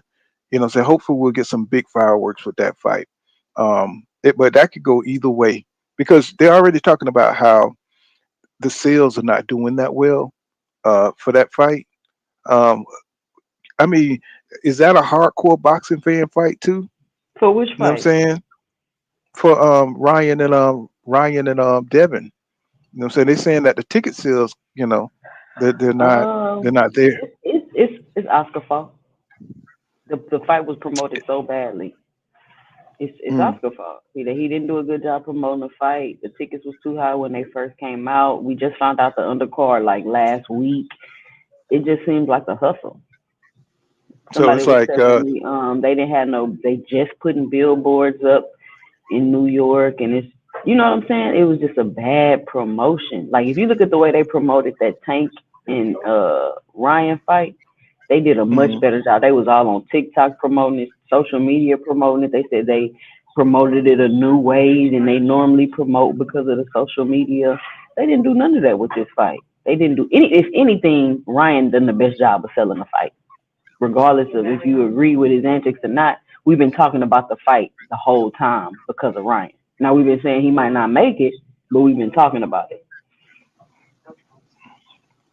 well, you would Devin, think it's go ahead. What you were saying? Devin ain't done nothing really to promote the fight, and Bill been going around talking about everything but the fight. Well, I just think they you did a would think bad job.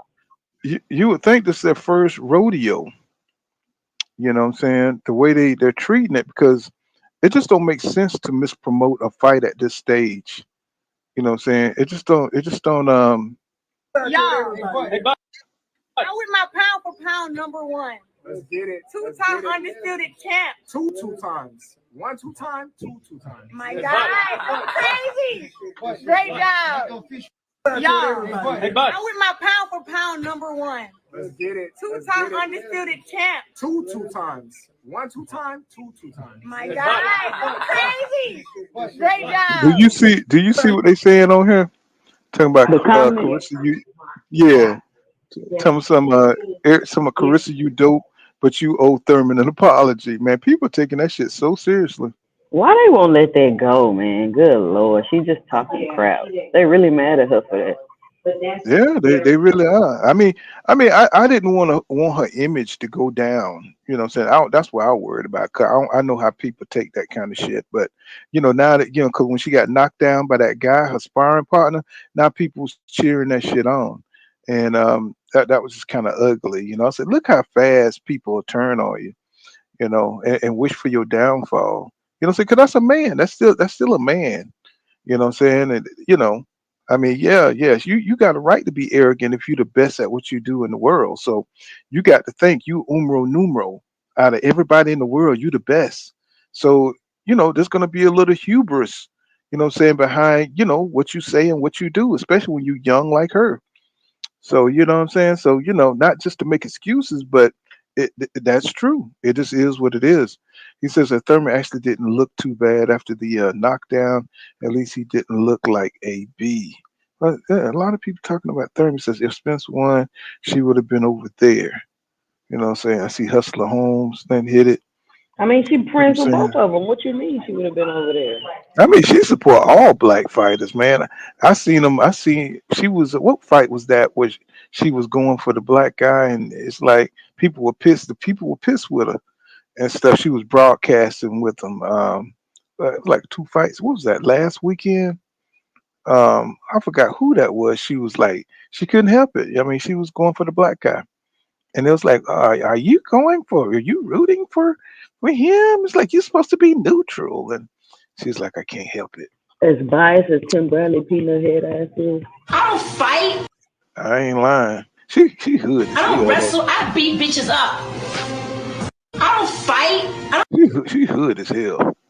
She from Flint, Michigan. Oh yeah, she from Floyd Mayweather town. She from Flint, Michigan. I don't know what This y'all is expect from her. this is what I'm talking about. They got How much bigger she is than her. Look at that. Look at that. Look how much bigger she is than her. She's huge. Can't play that because that music in there. Let's see. Yes, sir. Carissa, she could do it all though. She got, she's got the confidence to get up there and talk in front of folk, and she just, she's got a very unique sense of style. I don't think she really. That's the one you're gonna click on. I mean, I still don't know what's next for her though. Like, I don't know who she's gonna fight next. Like, I think her and Savannah Marshall are gonna rematch, but in MMA, because Savannah Marshall went to MMA. Oh, okay, but she totally beat that ass though. I tell you that. She definitely beat that ass. I mean, I watched that fight. Shit, that was a clinic. Let's see. And a new undisputed women's middleweight champion of the world. I'll tell you, somebody I know. When you watch her fight, she fight with so much heart. I mean, so much passion. You can't help but be moved when you see Carissa Shields fight. You know what I'm saying? She put her all into it. I mean, that's why I like watching her fight, because she really trying to put on a performance, and she do. You know what I'm saying? I mean, she's a real fighter, man. She's gotten so much better. I've been following Clarissa Shields since before she went to the first Olympics. So I've been watching her whole career, literally. She's gotten so much better. And she keeps getting better. That's why she thinks she can cross over and shit, you know what I'm saying? Because nobody can really fuck with her. Because I think she was going back and forth. They still going back and forth with Layla Ali. You know what I'm saying? And she was hitting Layla Ali with, I never ducked nobody, because she ducked Ann beat Wolf. The brakes off Layla Ali. If they was in the same era, she would beat the brakes off Layla Ali. Oh yeah. But I mean, I don't know if she could have fucked with Ann Wolf though. You know, so that would have been the fight, because Ann Wolf fight like a straight nigga. She probably beat Ann Wolf too. She probably beat, because her skill, her defense, the way she moved. I mean, go back and watch Ann Wolf. Ann Wolf coached dudes. You know what I'm saying? She coached dudes. She coached what's his name that Canelo fought? James Kirtland. You know what I'm saying? That's what she coached him. So I mean, Ann Wolf was different. She was different. She was like a dude with no penis. You know what I'm saying? And nobody wanted Layla Ali to go through that. It was like, baby, go and retire. Go and retire, baby. You know what I'm saying? You do not want none of that. You do not want it. You way too pretty for that. I know that's a damn shame, but it is what it is. Nobody wanted the daughter of the great Muhammad Ali to get volume. You seen what she did to that tall white chick with the blonde hair, and she was probably about 6'8" or some shit. She was like, let me take a phone call real quick, Paul. I'm gonna hop back on. Oh, all right. Secret dance moves say, said both PBC and Top Rank. Okay, I read that. It says Clarissa, all right. Yeah, I love her, man. I just think she just so much passion, so much heart, so much damn heart, man. She just, say just keep impressing everybody. I just wish she could elevate women's boxing, and I think she does with her skill. But I'm talking about as far as marketability and put it on the map. You know what I'm saying? Because they don't have enough opponents to go around. You know what I'm saying? To make the sport better. Kind of like the WNBA. You know what I'm saying? It's like, they got some good skilled people in there, but not enough. You know what I'm saying? Not enough to make people want to watch that shit. But Carissa, you can see she definitely got the skills. You know what I'm saying? You think, yeah, Carissa, of course. she mops Baumgartner. Yeah, I think Baumgartner, she tested positive for doping, and she would definitely need something extra to beat Carissa. 'Cause Carissa's naturally bigger than her, naturally more skillful than Baumgartner. I think Baumgartner is very mobile because she's smaller, lighter, but she's not going to be able to handle the power of Carissa Shields. I think she'll get overwhelmed. And Carissa throws in combinations. What I'm saying? I think that would, like, yeah, she moves ahead. It's like fighting a dude, man. She really got them dude skills. She got them dude reflexes. What I'm saying? The only thing that can stop Carissa is another dude. You know what I'm saying? It's like it's just she's just been really cultivating her skills like that. You know what I'm saying? That's what's up. You can't really beat that. Let's see. And but yeah, I wanted to come in and get it in, man. Like, so the best fight for me is going to be that Dimitri Bivol, like 2 Cents was saying, that Dimitri Bivol and um Arthur Beterbiev fight. That's going to be something that hardcore fans want to see to move the sport forward. Yeah, I like Devin and Ryan, but Ryan ain't got nothing. He ain't got no belt. It's a good fun fight. Same with Tank and Frank Martin. That's those are fun fights. But as far as moving the division forward and having a champion, what I'm saying? Arthur Beterbiev got 3 belts. Um, your boy got 1 belt. So they're unifying. So that's exciting. To see. Especially at light heavyweight. You're finally going to get a unified champion up there. And I'm going for Bivol. I'm going for Demetrius Bivol because I really think he's strategically is a better boxer than Arthur Beterbiev. I think Arthur Beterbiev is more dangerous, but I think Dimitri Bivol is a better strategist in the ring. I think he got a higher boxing IQ than Dimitri Bivol. I think Bivol's going to bring. I mean, I just think he's going to outbox him. You know what I'm saying? I don't think he's going to allow Arthur Beterbiev to get to him. You know what I'm saying? Even though he's relentless in what he do, and I've been wrong every time I've betted against. I have been wrong every time. This man has 100% KO ratio. 100%. You know what I'm saying? That's better than Mike Tyson. You know what I'm saying? That's better than some of the best knockout artists. That's better than Deontay Wilder. I mean, this man got a 100% ratio, man. That is hard to do at light heavyweight, bro. You know what I'm saying? So, to bet you kind of got to be a little cuckoo to bet against you know, Baturbiev. You know what I'm saying? So, but I think Bivol, I don't know, he's got that glow. You know what I'm saying? He's got that glow because when he beat Canelo, you could see his boxing IQ. You could see the way he was staying on the outside. Not that Canelo is, say Arthur Beterbiev. I mean, it's just not comparable. But at the same time, you can just see that he has that confidence, and his skills. He's got such a simple skill set, but yet it's complex at the same time because he's got his range control. Um, he knows how to step in and out. He knows out of range, and his hands are faster than most people think. Um, so I think people underestimate him a lot. Because when I saw him, I said, "Man, this dude here is fighting Canelo." I said, "Another cherry pick." Say even though we know he's good, but Canelo we think of as great, and he broke Canelo ass down.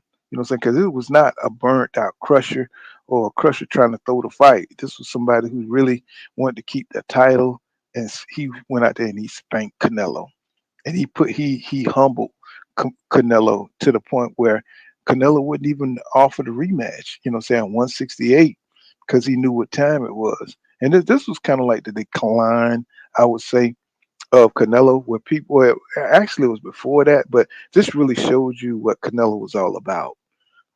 That's why he needs to move out the way and let these guys come in and do their thing, man. Let David Morrell and David Benavidez, get their shine on.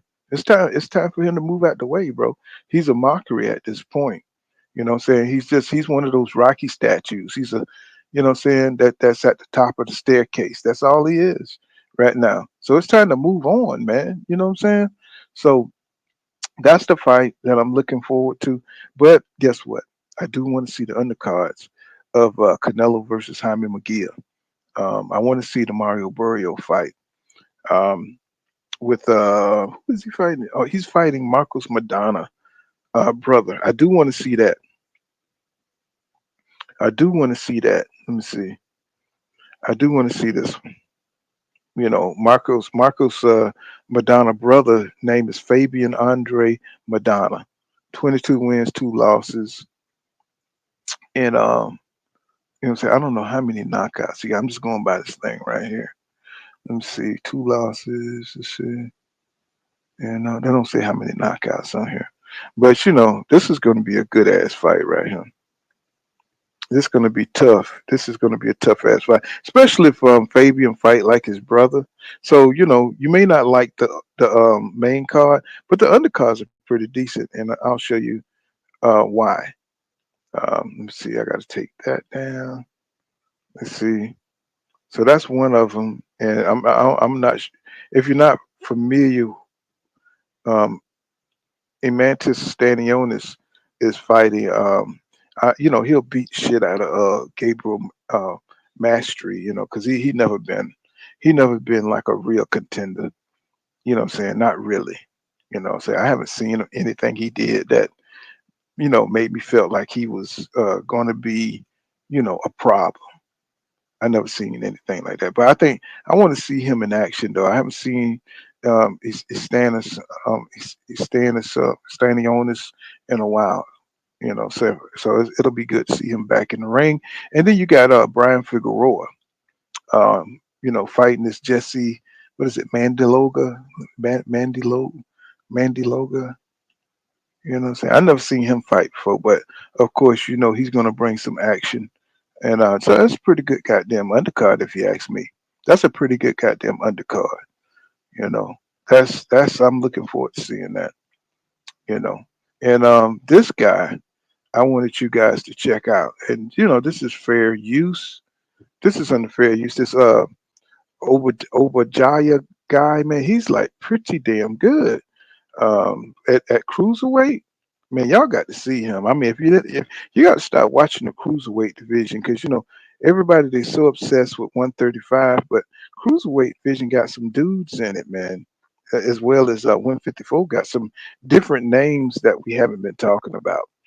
So let me cue it up for you guys, but I got to take it off this damn picture so we can actually see what I'm talking about. So I got to put it back on the normal picture, and here we go. Let's see. Let me share my screen, and so you can see who I'm talking about. Yeah, I just picked up on this guy. I was like, wow, man, this dude is pretty good. Because usually the cruiserweight divisions suck. Okay, this is for fair use, just for educational purposes. Yeah. Introducing first the challenger. He fights out of the red corner. Okay. He fights out of man. Well, let's see.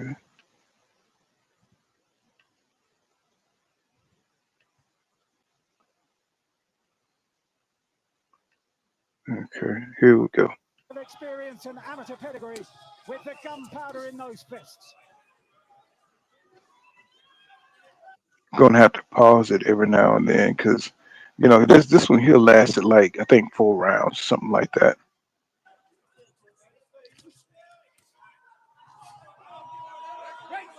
You know, this dude here, I like he be on his toes.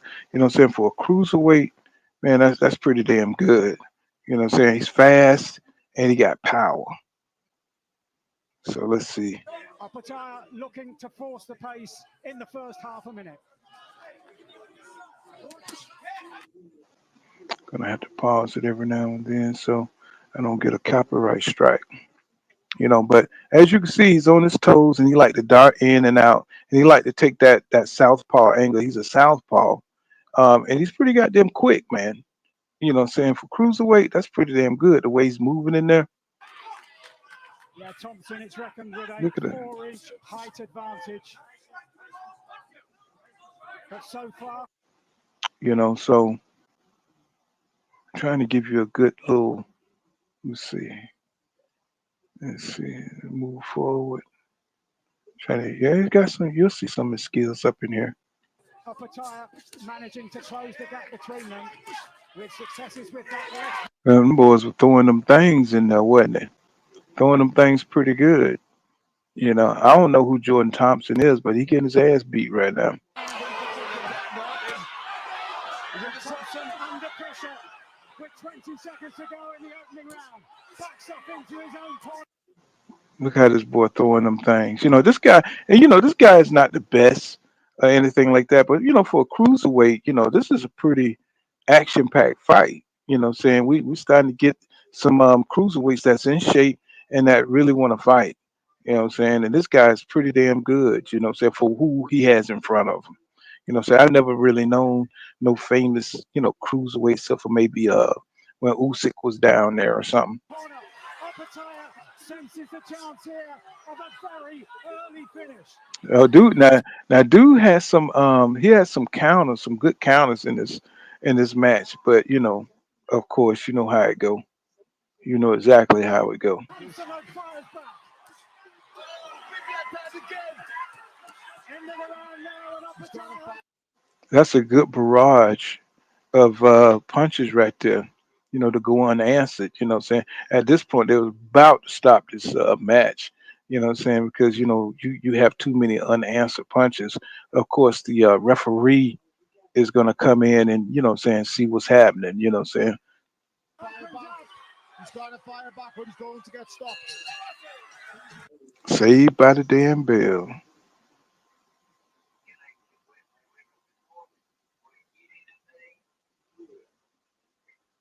Saved by the bell. Straight left hand and then bringing the left foot around and throw a left hook. It's virtually impossible. Let me get to the end before I get a damn strike. Let me see. Here we go. Show you how he finished this guy off. Here we go. I mean, this was a nice little strap, but yeah, I've discovered this guy. Let me see. Let me see if I can get this. Here we go. Let's see. In the fourth round, he got him up out of there. Okay. Let's see. And everywhere I go. Okay, there we go. Here we go. Okay, here we go. To land something of note again. Opataya just giving himself the angles, composed, clinical, steps in. He on his ass right now. You know what I'm saying? This dude got power, man. He got reach, he got power. You know what I'm saying? I mean, he don't have hell of a high defense, but his offense look like it's his defense right now, Thompson doesn't have the answer. Homeboy fucked up. The Bill saved him again. And once again, Saved by the Bill once again, but this was the last round here. But yeah, this is the dude I came across. Like he looks like he's gonna be pretty good. This is the guy that if Better Beef beat if he beat Bivol, this is the guy they're gonna put him against. This is Obadiah, Jaya, or whatever, Obadiah. This is the one. This is the one who Better Beef is gonna fight if he wins against Bivol.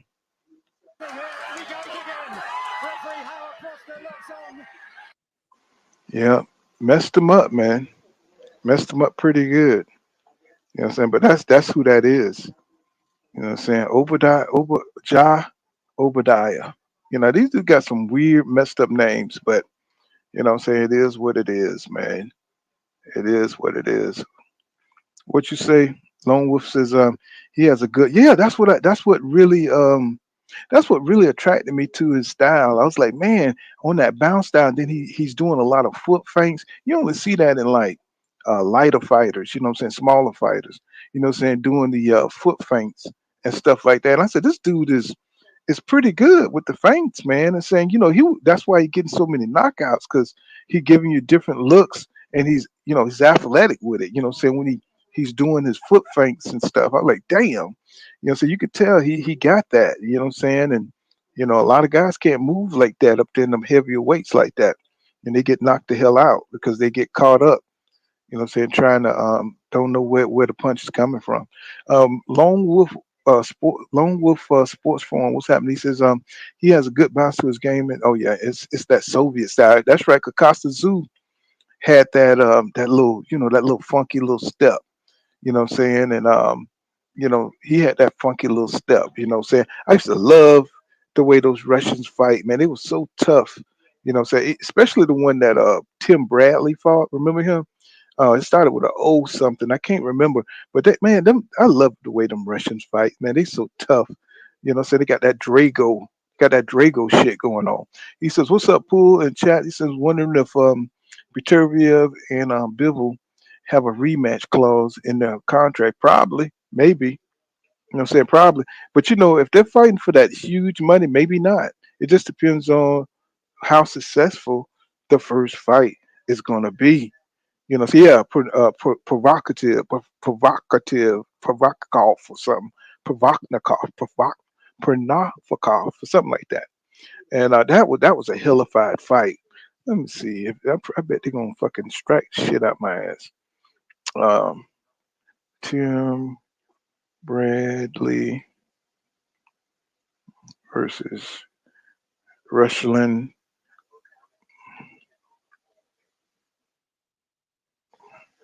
Let me see. Yeah, that fight. This fight here was a trip. This fight here was hell. Let me get up out of that. Nah, I ain't gonna risk no strike because they'll take my shit down so fast. Yeah, but that was hellacious. That was a hellacious fight. That's when that really gave me some respect, put some respect on Tim Bradley name. But everybody was on him about boxing so much and wanted him to sit down, and he really tried to knock that guy out, which was a big mistake. Tim Bradley, he really got a lot of chip on his shoulder because he had to fight against one of the most famous boxers. Nobody wants you to do well against Pacquiao. Then you got that bogus ass decision. So of course people are not gonna like you. Say even if you think you earned it. But he did beat Juan Marquez. He did beat Juan Marquez. I could not believe that shit. I was like, I like, it was no way in the world that Tim Bradley was going to beat a Juan Marquez, and he did that shit. And of course, Floyd Mayweather came out of retirement and schooled Juan Marquez. I wish he would have fought Tim Bradley. That would have been an interesting fight. Of course, Tim Bradley got the hell up out of there when EJ came along. It's funny how they're all brave until you really got to put it on the line again. But he already did it once against what's his name, Pronofikov or whatever. He already put it on the line. So people don't want to get in fights like that back to back. And EJ would have finished his ass off back then. So it's just as well. It's just as well that he didn't mix it up with them like that. Because he's getting long in the tooth, and you done been in too many battles, man. You mean you get in too many battles and you don't want to end up, what I'm saying, messed up for the rest of your life, where people, what I'm saying, they're not gonna like, really respect you anymore because you got to live with yourself. What is this Glenn McClellan? um I think it is Glenn McClellan, I think is his name. Yeah, he got messed up, man. It's like, when he fought the Dark Knight. So, but nobody's ringing up his phone. Nobody's going over there to take care of him, man. He's like toe back, and you don't want to be in that kind of situation. You know what I'm saying? So I don't mind that some of these guys retire when they do, because all that stuff kind of develops as you get older. And saying from the shit that you did when you was young, taking, you can look at football players, you can look at anybody who do sports. I mean, it don't have to be football. It could be shot putting, it could be hockey, it could be skating. What your ankle's gonna be fucked up. You know what I'm saying? Your back is gonna be aching.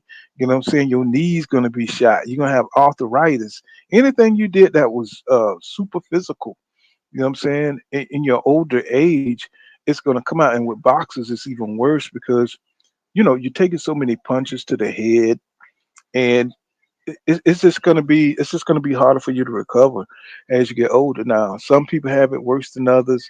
You can see Tim Bradley still got his speech, still got his clarity of speech. But if you look at somebody like the heavier weights, like Evander Holyfield, they're a little slurred. Now, Mike Tyson look like he's pretty good, but he's always had that weird cadence, what I'm saying, how he talks and stuff.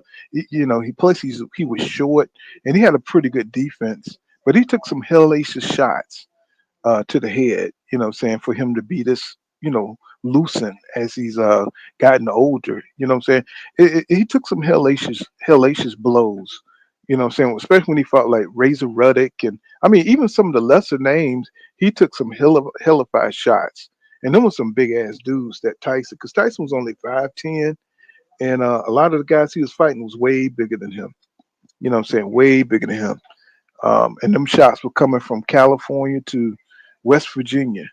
And it's like because he was so short, he was like Pitbull Cruz. You know what I'm saying, in the heavyweight division. But he just happened to have that power. So he had that Tayao power. And you remember how he was knocking the motherfuckers out until he got to the super big dudes like Lennox Lewis and people like that. Vander was just had his number. But every fighter, you keep fighting, and saying you're gonna have somebody that's you're gonna meet somebody that got your number. Dark Kent says he says the guy that's fighting Benavidez next messed oh, that was the dude that put him in the coma, that messed up Adonis Stevenson's up years ago and sent Stevenson into the retirement. Yeah, is that the guy that put him into a coma? Let's see. Um, yeah, I remember that. Adonis was a bad motherfucker, man. Adonis was a bad motherfucker, man. I mean, he just fell off fast. Let me see. He fell off fast. Let me see. I'm trying to look the dude up. You know what I'm saying? Let me see. Let me see. Boxing record. Let me see. Let me see. Trying to look him up. Let me see. I'm on his box rec. I'm on Adonis Stevenson box red. That's what I'm looking at right now. Let me see. Yeah, he was a bad boy, man. 32 bout Superman. They used to call him Canada Southpaw. 72-inch reach. Now, yeah, that's him. Yeah, all is you know. Yeah, that's him. Damn. Yep, from the Ukraine. He's one of them Lomachenkas. He's a Lomachenkian. 20 wins, 1 loss, 16 KOs. Yes, sir. That's who Benavidez got to face. Let's see. Let's see. Alexander. Let's see.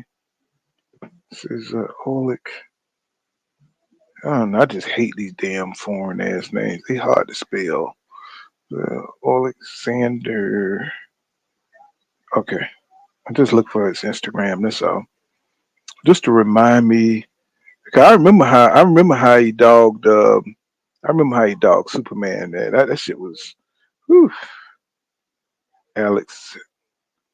Let's see. Let's see if this is him. I think this is him. See, I just got to get it to come through. No, is that him? Let's see. No, that ain't him. That ain't him. Is it? Let's see. Is that? Yeah, that is. It's sad when oh man, all white people look the same. It's crazy. Wait a minute. Is this him? Y'all got to tell me because this is. Is this him? Let me see. There goes his picture. Okay. Now go back. Oh no, man. It's sad. It's kind of like looking at Chinese people. Let me see. I don't see it. Let me see. Is this him? Yeah. Let me see. I don't know. It just says Alex. This is sad. Let's see. Well, it ain't nothing. Yeah, there you go. Okay. I see. I see. Man, they got a whole bunch of people named. Here you go. Okay. Let me share my screen. Let me share my screen. Let me share my screen. This is him.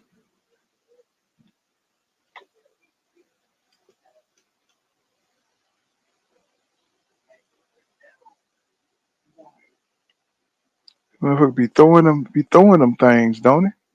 This is Alexander. This is get the KO win.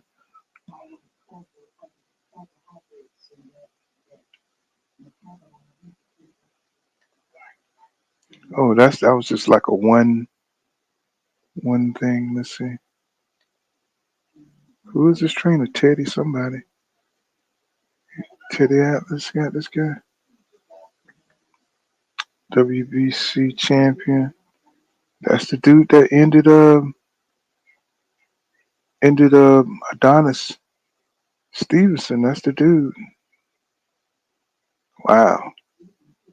Cause that boy know he could hit.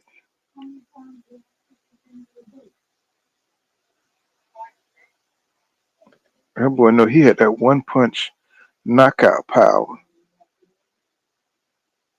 Okay, so he's over at the zone.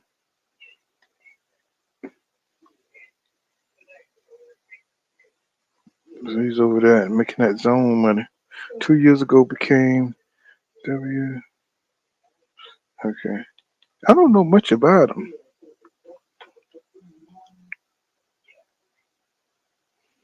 Oh, Teddy Atlas. He's a Teddy Atlas fighter. Says 2 years ago I became WGC champion. Those memories make me think. Bunch of Russian. Ed, Teddy's in hog heaven. Okay, so this was his page.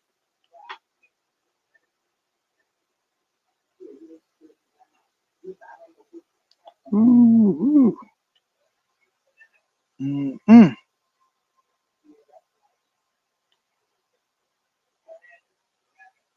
Mm.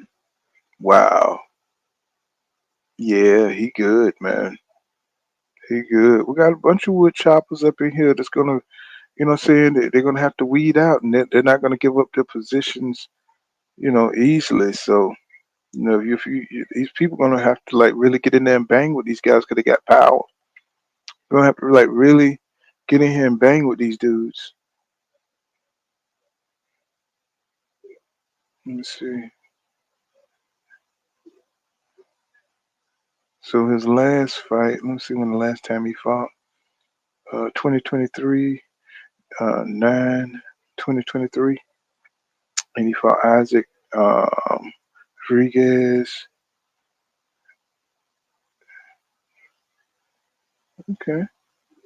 Let's see, when did he fight Stevenson? He fought him in 2018. Fought him in 2018, in December 2018. That's the last time Stevenson fought. Let's go back. So, man, Stevenson only had 29 fights. Okay, so he ended his career in 2018. I remember, I'm thinking that was like over, he was making a comeback too. I'm saying majority decision. Oh, that was, I saw that fight too with Badu Jack. That was a good fight. That's a good fight. Interesting. Yeah. You know what I'm saying? In the end, it all come out. You know, he says, yeah, that dude there, I had forgot all about him. That's why they got to fight more often. Because if you don't, man, you know what I'm saying, you forget these fights. It'd be so many go by. You know what I'm saying? You just forget about the shit, man. It's like, it's just ridiculous, man. It's like, so, and this weekend, we're going to kick off and get the Devin Haney fight. Of course, I'm going to play it live. I'm not going to, I'm going to go live during that fight. Um, you know, But I'm not really buying into the madness. I just think they're trying to sell tickets. Um, that's just what it is, you know. The tickets ain't doing too well. So they're going to try to do everything they can to promote the fight. You know, saying that any kind of antics they could think of. I think that's what Ryan is doing with everything he can do to promote the fight. I think Devin is just he don't have the personality, y'all. I mean, so get off Dev, man. You know, Dev don't, you know, he don't do all this dramatic shit, and he's trying. I mean, he's trying his best, but I mean, what do you want from the kid? You know what I'm saying? He's always been a straight lace dude. I mean, this bling and all the stuff that he's doing, that's about as wild as you're gonna get from Devin. And he's still respectful with it, you know what I'm saying? He's got the gold chains and you know what I'm saying, looking like New Jack City, but he's still like sir. He's still he's still respectful. He's the nice hood dude. You know what I'm saying? Which is cool because you know, you got your daddy in your life. You know what I'm saying? You're gonna have manners and respect for other people. You know what I'm saying? If you don't, you know what I'm saying, you just, you know, you're gonna be disrespectful. You know. They never show Ryan Garcia parents, do they? You know what I'm saying? It's like they never show his parents or his people like that. Or maybe I'm just not looking. You know what I'm saying? Maybe I'm just not looking because, you know, after a while you get tired of seeing their faces. You know what I'm saying? At least I do. I mean, I don't know about other content creators, but I get tired of looking at Ryan Garcia hair. I get tired of seeing him primping and shit like a model. You know, even Devin, I get tired of looking at him. You know what I'm saying? You know, they just got so many pictures of these guys, and they all look the same. You know what I'm saying? There's nothing really, you know, like, you know, remember when Marvin Hagler he had that war hat? That was something significant about that simplicity. You know, now these guys, you know, they got more style, they got more access to money, they get paid more, but yet it's not as, you know what I'm saying? It's not as dramatic, it's not as good. And maybe I'm just reminiscing, you know what I'm saying, as an old head about the old days, you know what I'm saying? You don't feel the anticipation. But you know, in this fight, it don't seem like it's as relevant um, to anything in boxing. You know, it don't seem like it's relevant that much. Um, you know, like you know, you felt the anticipation with the big fights, and this should be a big fight. Let me tell you, because I do respect that Devin is fighting somebody who, um, you know, beat him 3 times in the amateurs. You know, Ryan Garcia beat Dev 3 times in the animals. So I mean, you know, can he? Do he have a puncher's chance to beat Dev? Hell yeah, he really do. He really do. So it shouldn't, you know, people shouldn't just write Ryan off. Is what I'm saying. You know, put some respect on RG name. You know, put some respect on RG name. You know, he's earned it. You know, um, but what are these sanctioning bodies gonna do? You know, what I'm saying, you know, with these belts. You know, as far as 154, 147, what's gonna happen? You know, they keep flip flopping and stripping people and shit, and you know, what I'm saying, it's like hard to like really keep up. You know, how they gonna put this all together to get like the unifications and stuff? Because right now, um, you know, everybody got a belt at 154. You know what I'm saying? Everybody got a belt. You know what I'm saying? So, well, I think Fedora got the WBO and the WBC, right? And them two dudes got the other two belts. Motilev and the what's the other guy named Israel. What his last name is? I forgot, but the Israel guy. So you know they all got belts, man. So it's like how they gonna put all this together? I just wish Jamil would have fought these guys and you know at least take a loss or something. You know what I'm saying? He's been the Baccarat what's his fucking last name? He's been taking step aside money for Jamel Charlo to fight his fights. What's his name? Baccarat Motalev. Motalev. Baccaran Motalev, right? He's been taking step aside money for so long. You know what I'm saying? Why Jamel didn't give this man an opportunity to fight him? I think Jamel could have beat him. You know, it wasn't no reason for him. It wasn't no reason for him to. Yeah, Israel. Matra, Matra, how you say it? Matalev, Matalev, something like that. And he should have. I think he should have. Well, no, I was talking about the other guy. I was talking. Now Israel is the one. I mean, he should have fought any of them, but I think his mandatory was that Bakar Matalev. That was his mandatory for the IBF. And Israel is what, the WBA, I believe. Is he the WBA? I think he's the WBA. I think he's the WBA. Let me check to make sure. Let me see. I think he's the WBA though. Uh, Let me see the boxing rankings. Let me pull that up. Yeah, I think he's the WBA. Let me see. Yeah, but he should have fought those two guys, man. Why didn't he do that? I mean, he worked hard to become undisputed. Yeah, he's the WBA champion. Then they got Virgil Ortiz right up under him. It's funny. They got Virgil Ortiz, but he's nowhere else except for the WBC. He's number 6 in the WBC. Virgil Ortiz. We need to see Virgil Ortiz. I mean, where is Virgil Ortiz? Is he still having issues or what's going on? Say Virgil Ortiz. I don't see nothing. Junior. It's like, what is he doing? His name is up there. I mean, he ain't got no fights. He ain't got no fights coming up soon. Let's see, I'm looking at Twitter right now. Yeah, I'm trying to see if he got anything on there. Oh, okay, Lawson. Well, no, that was January 6th. Wow, that's the last.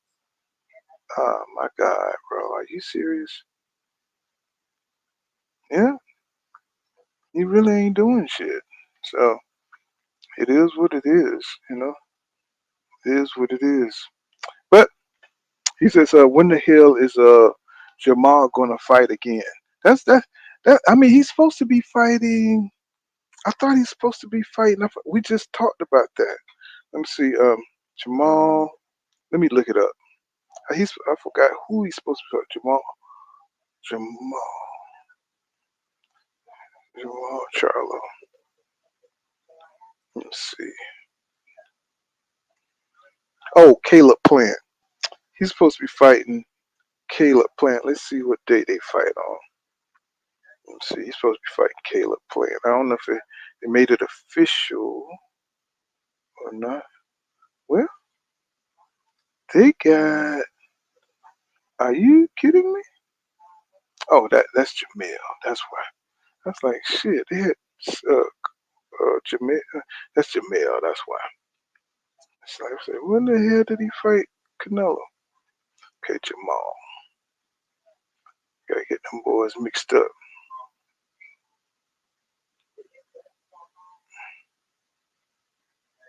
Am I misspelling? Okay, Jamal. Okay. Fuck. Goddamn ghetto names. Okay, there we go. Like, holy shit. Get these boys mixed up.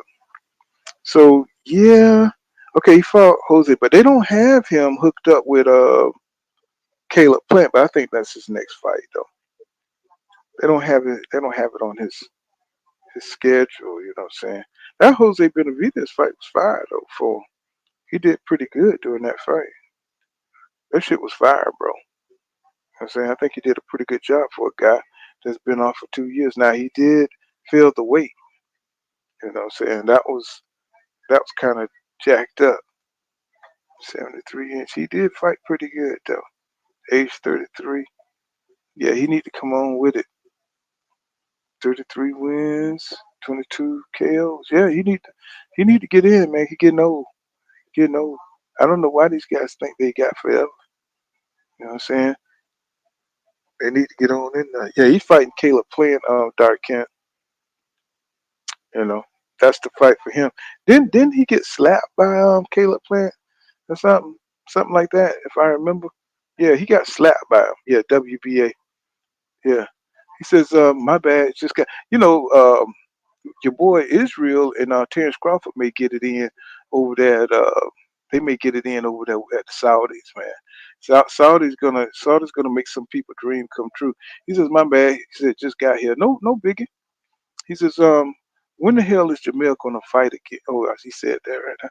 I don't know exact date, but I think he working on Caleb Plant. And you know, that's a pretty good goddamn fight. You know, saying to be, you know, after the fight Jose Benavidez, slowly kind of work yourself back into contention. Um, but who the hell is at that weight class? Really? Um, for you know, I know they're talking about hooking them up with Canelo Alvarez. I know that, but I don't. You know, I can see Canelo trying to take because he pretty much think the Charlos are washed up. Uh, pretty much think them boys are washed up.